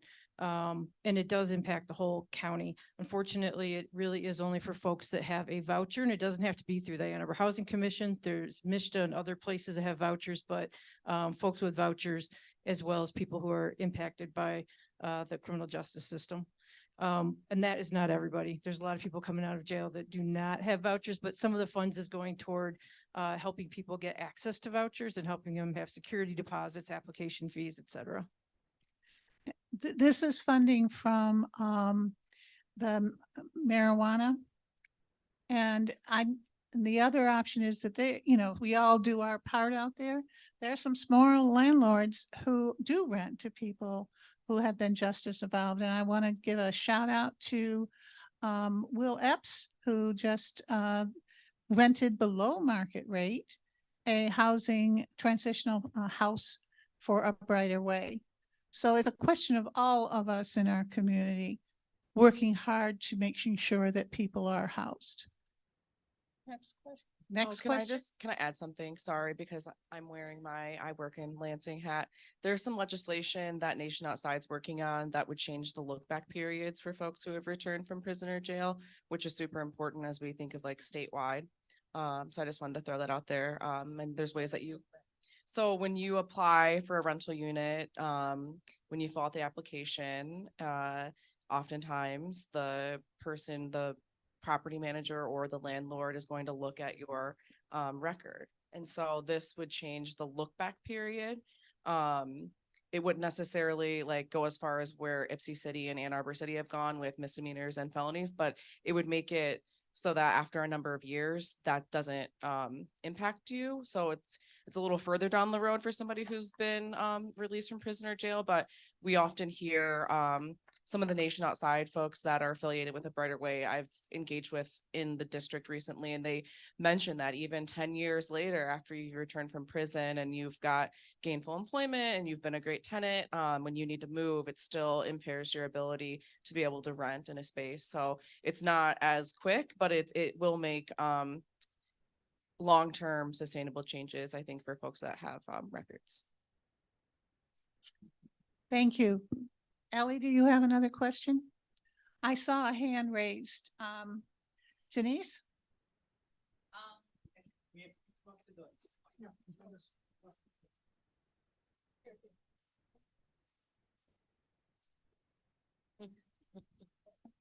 Good morning. My name is Janice Townsend. I am a 15-year full-time active realtor in this community. I'm also a landlord, and I also sit on the Board of Education for YCS. We're in a situation where I'm looking at reports where I have 200 plus unsheltered children.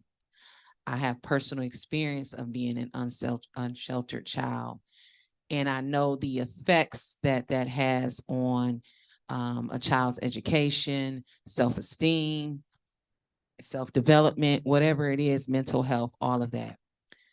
My question is, there was a statement about who to have in the room, who to lead, whether or not the county should be responsible for certain things. I think what we need to really have a real conversation about is who is not in the room. It's not necessarily a finger pointing, but it is a major concern. I come to these meetings all the time. I see the same people, but yet we still have the same problem that is 50, 60 plus years old. We need, if we're really going to address this issue, we have to be intentional. And I think sometimes in this county, we assume that people know what resources are out there. We assume that people are just not participating because they don't necessarily want to participate. We have to do a better job of communicating what resources are out there. We have to be intentional to make sure that tenants and community members know what is offered. As a landlord, when I see a tenant getting behind, I have a consultation with them. I ask them, what is it that they're lacking? What is it that they need? And then we break down the issue. If the reason why you are not paying your rent because of the job that you have, so let's look at what your skill set is. Let's do some financial literacy training. If your water bill is behind, I am giving you the information for the county to get assistance to pay your water bill. We have to learn how to do a better job of empowering our residents and informing them properly about what is really out there. Most people that are on Section 8 are employed. That's the reality. So it's not a situation of they don't want to work. They literally just don't know what's out there. And if we're going to be intentional about our service, as a leader in this community, we have a responsibility to make sure that we are properly communicating what is out there. I get emails all the time. about who has this, who has that. And I'm like, you got this whole spreadsheet for the barrister busters. Don't nobody read the spreadsheet. It breaks it down who does what services. When we get an email, it's shared internally with the groups, but it's not shared on social media. It's not emailed to the residents.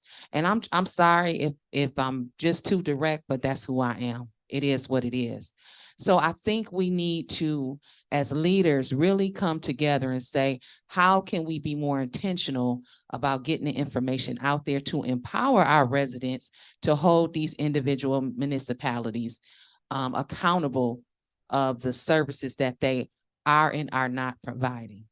So that's just my thought for today. I don't know where the question went, but I'm really just having issues with a lot of this. I appreciate the work that is being done. I work with everybody on this panel, but I really think, we keep talking about the same thing. And I to the county commissioners, yes, a lot of finger pointing comes to you, but I think you all need to have a real conversation about who is going to be the leader of getting this work done. And it may start with you, but somebody has to lead it.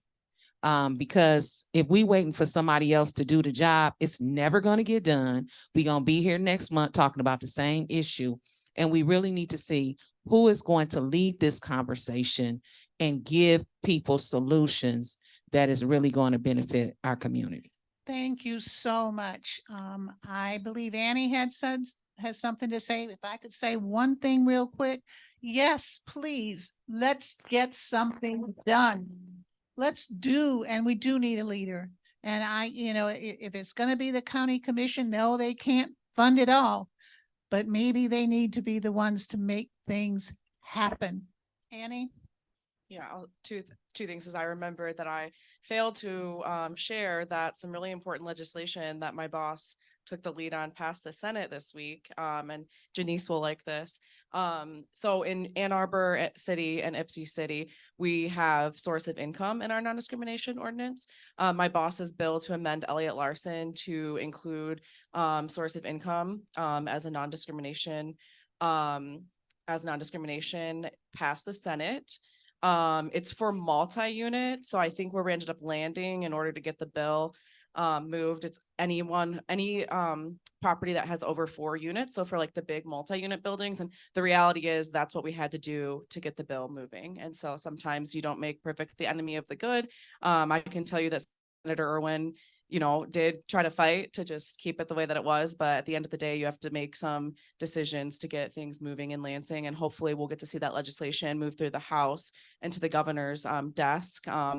Hopefully before session ends this year, but I think at least while we have majority. So that's one thing. But I also agree with what Janice just said. And I'm hopeful. I mean, the county, I feel like we're doing our best to take the lead in ways that we haven't before. One of the reasons why I decided to run for county commission was because I woke up one day and realized that we need to do more on housing. And then I thought a lot about how housing issues had actually impacted my life personally growing up. And for many years, the trauma that kids face when people like their parents and other loved ones, when they experience that stuff, sometimes you just are numb to it and you don't even realize that these are the failures of government. And so that's one of the reasons why I really love supportive housing. It's a way to approach it in a holistic approach. I mean, people who lack access to, it's a public safety issue, and people sometimes use this. They think that some people don't want to be housed. And I actually disagree with that. I don't think any person does not want to be housed. People have substance abuse issues that leave them houseless, where they can't stay at a congregate care shelter because of the rules.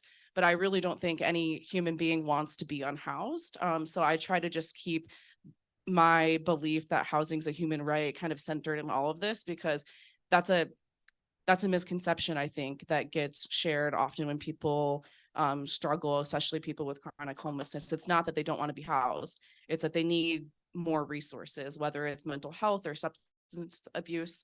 And I think that that's government's responsibility. Off. Hello. All right. I'll just add really quickly that the county is going to lead on it. And again, tune in on Wednesday at 5:30 for working session. We're going to have a presentation from the Washtenaw Housing Alliance about the winter sheltering situation. And then at our meeting at 7 o'clock, we will have the conversation that I gave you the sneak peek for. You're not going to have to wait very long. I'm going to move it up in the agenda. So it'll be the first thing we do after we do public comment and Pledge of Allegiance and all that good stuff. So tune in on Wednesday. So Justin was making fun of me because as everybody was talking, I was sitting up here doing this. This is what a coordinated effort to affect housing would look like. Right? It's weaved together. It's multiple resources that can be weaved together. I did want to add one thing that I hear a lot from the public, and it's sort of this commentary about landlords. And what I wanted to say is that, you know, we in the state of Michigan do not have rent control, right? And there is sort of a fine line between someone that owns a property and us being able to tell them what they can do or forcing them to do something with the property, right? We've got fair housing laws and things like that, but we also don't want to get to the point that we have landlords that are saying, I'm just going to sell it and be done. I'm not going to rent to people. I'm not going to make it, you know, so that they might barely be able to afford the rent, but they certainly don't qualify to purchase a home, right? Because they don't have the money or the credit or a combination of both. And I just wanted to address that because many times people don't know all that goes into the recipe of something, right? They focus on one or two of those ingredients and say, well, that's the problem. And, you know, but if I owned a property, I probably would have an attitude if you were trying to tell me what I had to do with something that I own. I'm gonna let Rayanne get away with that because I love her and she makes fabulous cookies. But I just wanted to add that piece, right? That we can't make, like Justin said, we can only invite folks, but we can still let you know who we invited and who decided that it wasn't important enough for them to be in the room. Because do our residents want to live in a community where we care about everybody? And if they don't, let them tell us that. What do I say all the time? Don't throw your rock and hide your hand. So be honest about it. I say on the record, I don't want you living here. Say it. Or do something about it. So.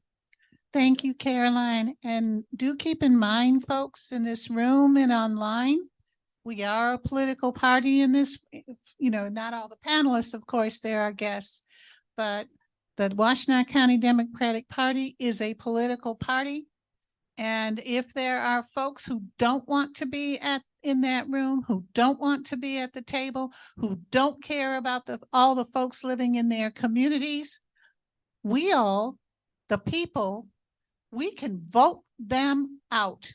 And that's what we should do, because we are leaders in we the people. So just throwing that out, folks. Did somebody else want to speak? And then we have another question. Did you want to say something? I want to address a couple things that were brought up. Janice, thank you. If all of our landlords were like you, we would have a lot less problems. Thank you very much. I also want to officially say I am very proud of and happy to support the county commissioners in the efforts that they're taking right now around housing. I think it's amazing and wonderful that they're doing that right now. And homelessness goes across jurisdictional borders, and it makes sense for the county to take the lead on homeless issues. Housing is hyper local. So wherever you live, it is in your neighborhood, in your municipality, whoever your elected officials are, it is hyper local, and that is where the support is needed for actually developing any kind of housing. Doesn't matter if it's market rate or low income. And I have had people directly tell me, Caroline, we don't want your people here stop letting your people walk through my yard, you know, all that kind of stuff. It's very hyper local. Also, large family sizes are very challenging other than in single family homes. And so that's one of the complaints we get from Ypsi Township officials is that they think we have too many Section 8 folks in the Ypsi Township, but that's where most of the single family homes are that are affordable to folks that have large families. Most apartments are like 1 and 2 bedrooms for the most part. Do we have anybody else here who wants to chime in a little bit? Speaking of that, I'm really excited about the Avalon project at Viridian. It'll be like one of the first sites that they have that has like 4 bedrooms. Was it 4 and 5 or just 4? It was 4, which I think is really great. And it's something that as we develop more permanent affordable housing, I hope we can be creative on size for that. Because we know with like the crisis with families, the wait's so long because there's nowhere to put them. And I think if you've watched any of our meetings over the last few months, Commissioner Scott made a really good point that if we're addressing homelessness like an ER room, but you don't have a specialized place for them to receive like the follow-up care, then they're just going to end up back in the emergency room. So the reality is we need more housing, which we've all said here, but for families, the difficult part is like the size when most apartments are 1 and 2 bedrooms. So. Absolutely true. And then speaking of all the partners at the table, one of the challenges that our hospital systems are facing is reaching their patients, particularly the ones who are low income and with chronic illnesses. And, you know, there's discussions about what if you built housing for these families close to you on property because the most expensive care is emergency room and the worst outcomes. It really is talking about what type of community we want and getting all of the players, all of our community members and organizations at the table to work together. Teresa, you had a question.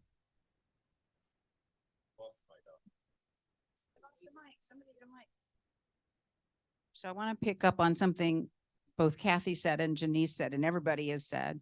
But Janice mentioned we've been doing this, we've been having the same problems for 50 years. And in 1980, who was elected president of the United States? And what has happened since then, since the election of Ronald Reagan? Systematically, we have funneled money up to the top. Systematically.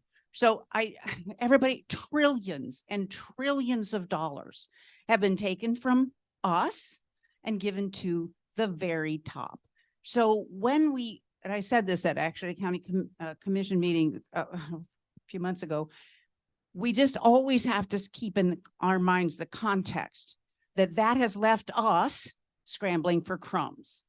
And so I'm sorry, we don't have any state legislators here anymore. We only have staff. So Annie, this is for you. Just kidding.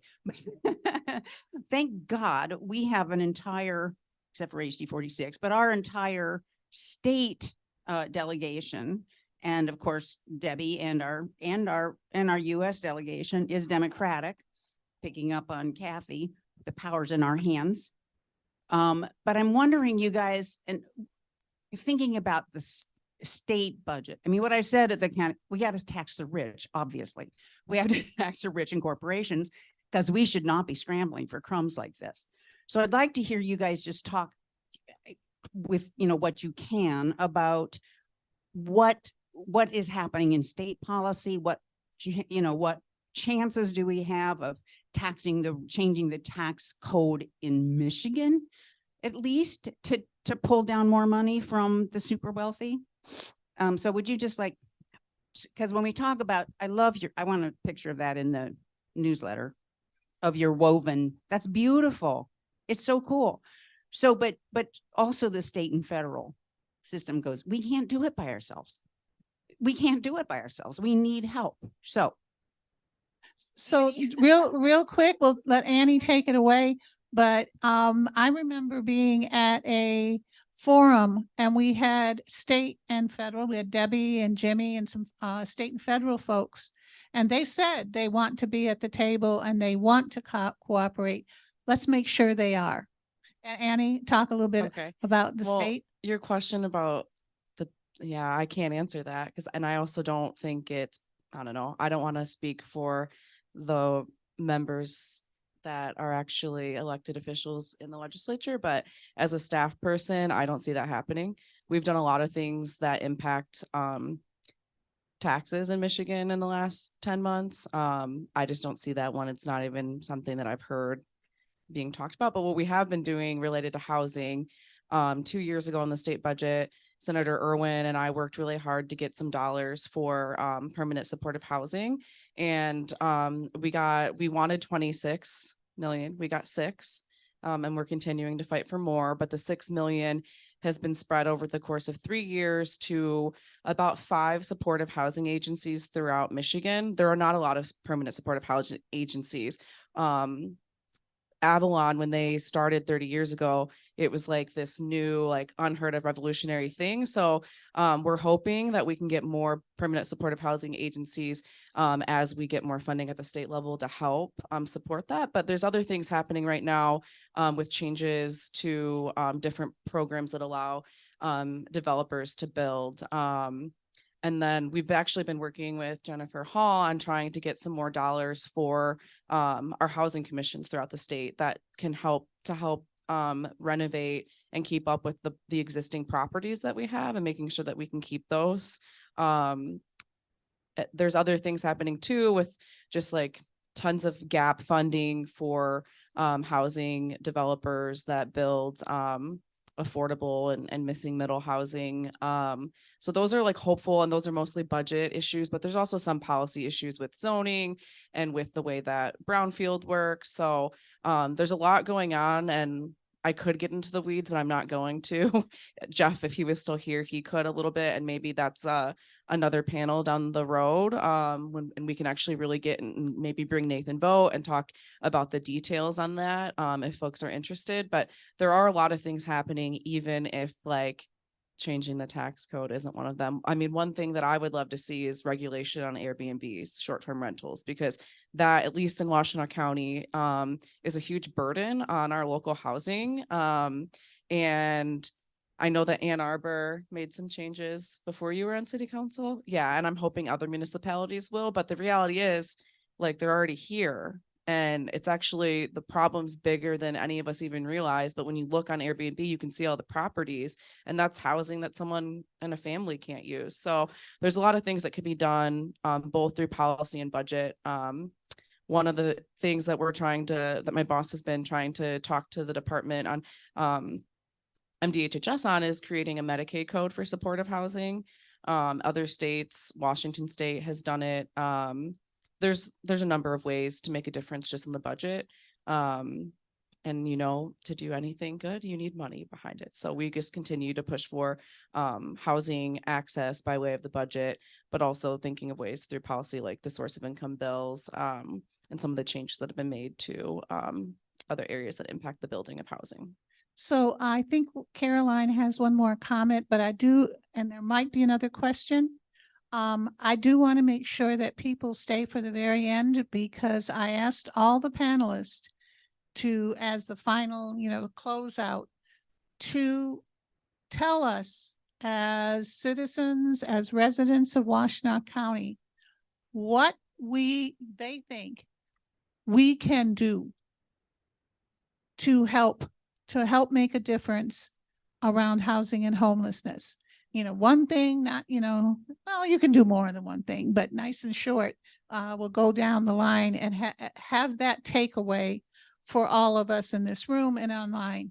But Caroline, you had something quick, and then we'll just get to that question and we'll then go back to the panel. Caroline? Yeah. Okay, so 2 things. And this first thing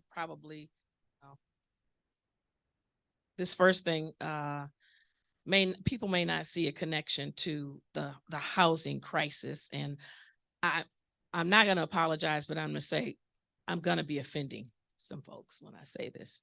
So I'll take City of Ypsilanti as an example. They have an inordinate amount of nonprofits in their municipality that are doing good work, but they don't pay property tax. I would love to see some sort of hub or hubs. My other job is for one of the higher ed institutions in the county. And we previously had like a Northern Michigan hub where all of the universities were in the same building. If we had more hubs where you don't necessarily have nonprofits taking up, 20 buildings and not paying property tax on those buildings, those municipalities could in theory be able to turn around those spaces and get money, because there would be profit generating businesses in there that would then be paying their fair share for the public resources that they're receiving, and would allow that municipality to possibly redirect some of that money to helping with these deficit issues that we have, that we're talking about here today, or housing. And the other thing that I wanted to say, not very naively, is that I wonder out loud whether or not the state could position itself when they are recruiting major employers, or when they're working and negotiating with the already existing major employers here in the state, to say, what can we do to get you to assist your employees with being able to maintain their living situation where they are without necessarily having to move, right? Whether or not it's a pilot to jumpstart people. I know that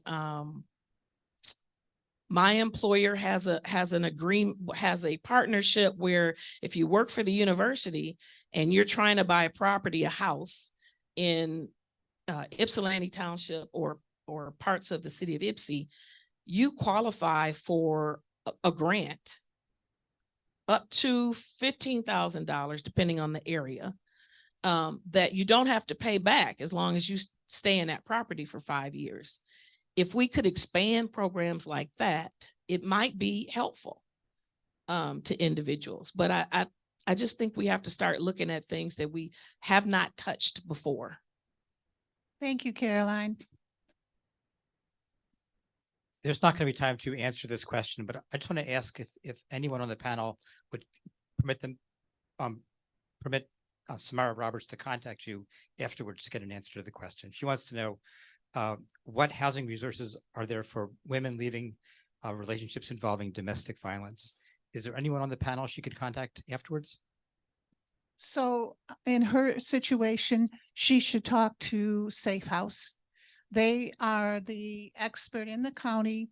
Not only do they provide emergency housing when somebody is leaving, and I emphasized emergency because it's not long-term housing, but they also help people transition, and they can help with the resources out there.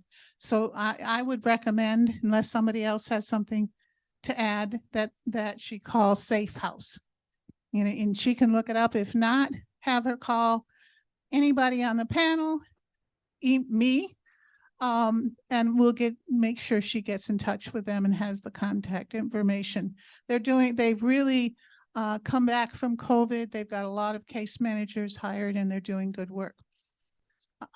So to finish us up, let's start like we started. So Rhonda, what would you like people to take away? The most important thing that they can do, because everybody comes to these forums and they go away, they learn a lot, they really, they care, but they don't know what to do that they can do. Can you give the people in our audience a suggestion?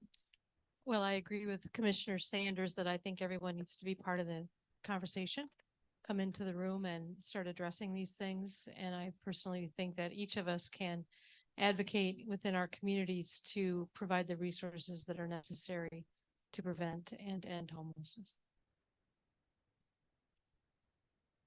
I think one of the least costly and potentially most effective thing that communities can do is support increased density and get your brain wrapped around the fact that you might have higher density housing in your neighborhood or near your neighborhood. It doesn't cost money other than staff time. In fact, the city of Ann Arbor is applying for a grant at the HUD to do an analysis of our own zoning and all of our barriers we have in the community to doing affordable housing. And I'm hoping that Ipsy City, they're going to be talking about, I think on Tuesday night, joining us in our grant application. I would say show up when these issues are being discussed. The council has a work session October 23rd. There's the Housing WHA Advocacy Housing Summit November 16th. Sign up. I've got cards over there to sign up for commenting on the comprehensive plan to know when those information sessions are. And finally, you can join a city commission. We have a Housing and Human Services Advisory Board Commission. 2 of the members are right here. We've also got a Renters Commission. So sign up, give one day a month to talk these issues. Thanks. This is really hard. But I really appreciate what Jennifer said about density. So just on a local level, get involved across Washtenaw County. If you have friends that live in Dexter or Scioto Township or Pittsfield, encourage them to care about increasing density, both in affordable, but also like missing middle. I'm a millennial. I'm renting. I love where I live and I love my apartment. I want to buy a house someday, but I don't really feel like there's housing for me to buy that actually fits my needs. Especially in the city, we have a lot of really old houses that are really, really big. And that's just not my vibe. So I think there's just a lot of missing housing. And also this is a little bit longer, but as we continue to navigate the climate crisis, I meant to mention this earlier, we will hopefully have lots of people moving to Michigan, but we also need to make sure people that want to buy homes or find condos that already live here can, but also make room for more people to move here. And I think also increasing density and more housing stock, especially when you mix in market rate with affordable, just increases our tax base, which creates more resources for us to keep our communities whole. So it's a win-win. Back to Carolyn. All right. Hello. Okay. I have 2 words stuck in my mind. So one is when you say the term density, often that is code for I don't want you living here. When you hear people say, well, we're concerned about density and land preservation, that turns into you can go live somewhere else, but we don't want you to be in our community. So I just put that out there because I want people to think more intently about that when and if you hear that term being thrown around. I heard it when we talked about the development in the city of Ypsilanti that will be breaking ground at some point. From, many of the neighbors, they were concerned about density. And it's kind of like, I'm aboard, pull the ladder up. So that's one. The other is if I had a suggestion, and I know I'm going to make some of my fellow commissioners cringe and maybe other public officials, I would love to see a countywide petition that has residents signing on to say, this issue is important to me and I need you all to do something about it. I don't cringe at that. Before I answer the question, can we get the camera pointed at Chris's informational over there? Yeah, you didn't even talk about it. Chris brought this whole, that's where the card is at, right? But there's like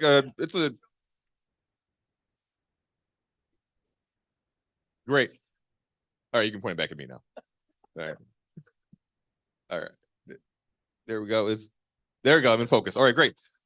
So I would say to Janice's point earlier, it is largely the same people that come to these meetings month after month. So I would say think about who isn't coming and have a conversation with those elected officials. And I will share with the team, and we can get it out. Our Office of Community and Economic Development put together a really nice housing affordability dashboard some number of months ago. And if you need some support in figuring out, I should have a conversation with city council people or township trustees in whatever municipality, taking a look there and seeing where there's a lack of affordable housing or where we have actually lost affordable housing units, let that be your guide. So thank you to this absolutely great panel. We had exceptional. I couldn't have had a better, I'm so glad that all of you were able to participate. I think you shared extremely valuable information. And most of all, I think that you may have nudged the housing and homelessness crisis solutions a little bit forward, because as Janice said, we've been talking about this for a long time. You go back to 2005 or 6 and the blueprint to end homelessness. If you haven't read it, I think it's still online somewhere. Google it. And the same condition, things have gotten worse, not better. And the only way you change things is by doing something about them. We have talked long enough. We need to do something about this short term, and we're doing stuff. There's good things going on to address, be ready for this winter, but we need long-term, short-term, mid-term, long-term solutions. And everybody in this room and online can be a part of the solutions. So thank you so much for coming here for this panel, and thank you to the audience today. And thank you to Kathy Wyatt and Eli Nathans for putting this together. Thank you all for coming, Zoom and in person. It's been great to have you. Incredible panel. Thank you for all your work and for sharing your time with us and expertise. Also, please remember October 22nd, next Sunday, a week from tomorrow, come to County Farm Park, 1 to 4, Main Pavilion, Veg Michigan food, and all of us here to just have fun, which we all desperately need. Eli Nathans is going to tell us real quick about next month's program. Thanks very much. I didn't put this panel together. It was all Kathy. Our next meeting at the start of November is going to focus on the Washtenaw Equity Partners Report that it came out within the past 2 months, and especially the section that focuses on responses to disruptive behavior in schools. That the report has some recommendations to make about how to avoid suspensions. And we've invited a diverse panel representing administrators, and I hope also teachers in both Ypsilanti and Ann Arbor. I think it's a very important subject, and I hope you'll consider attending. Thank you. Thanks. That's a wrap. Bye.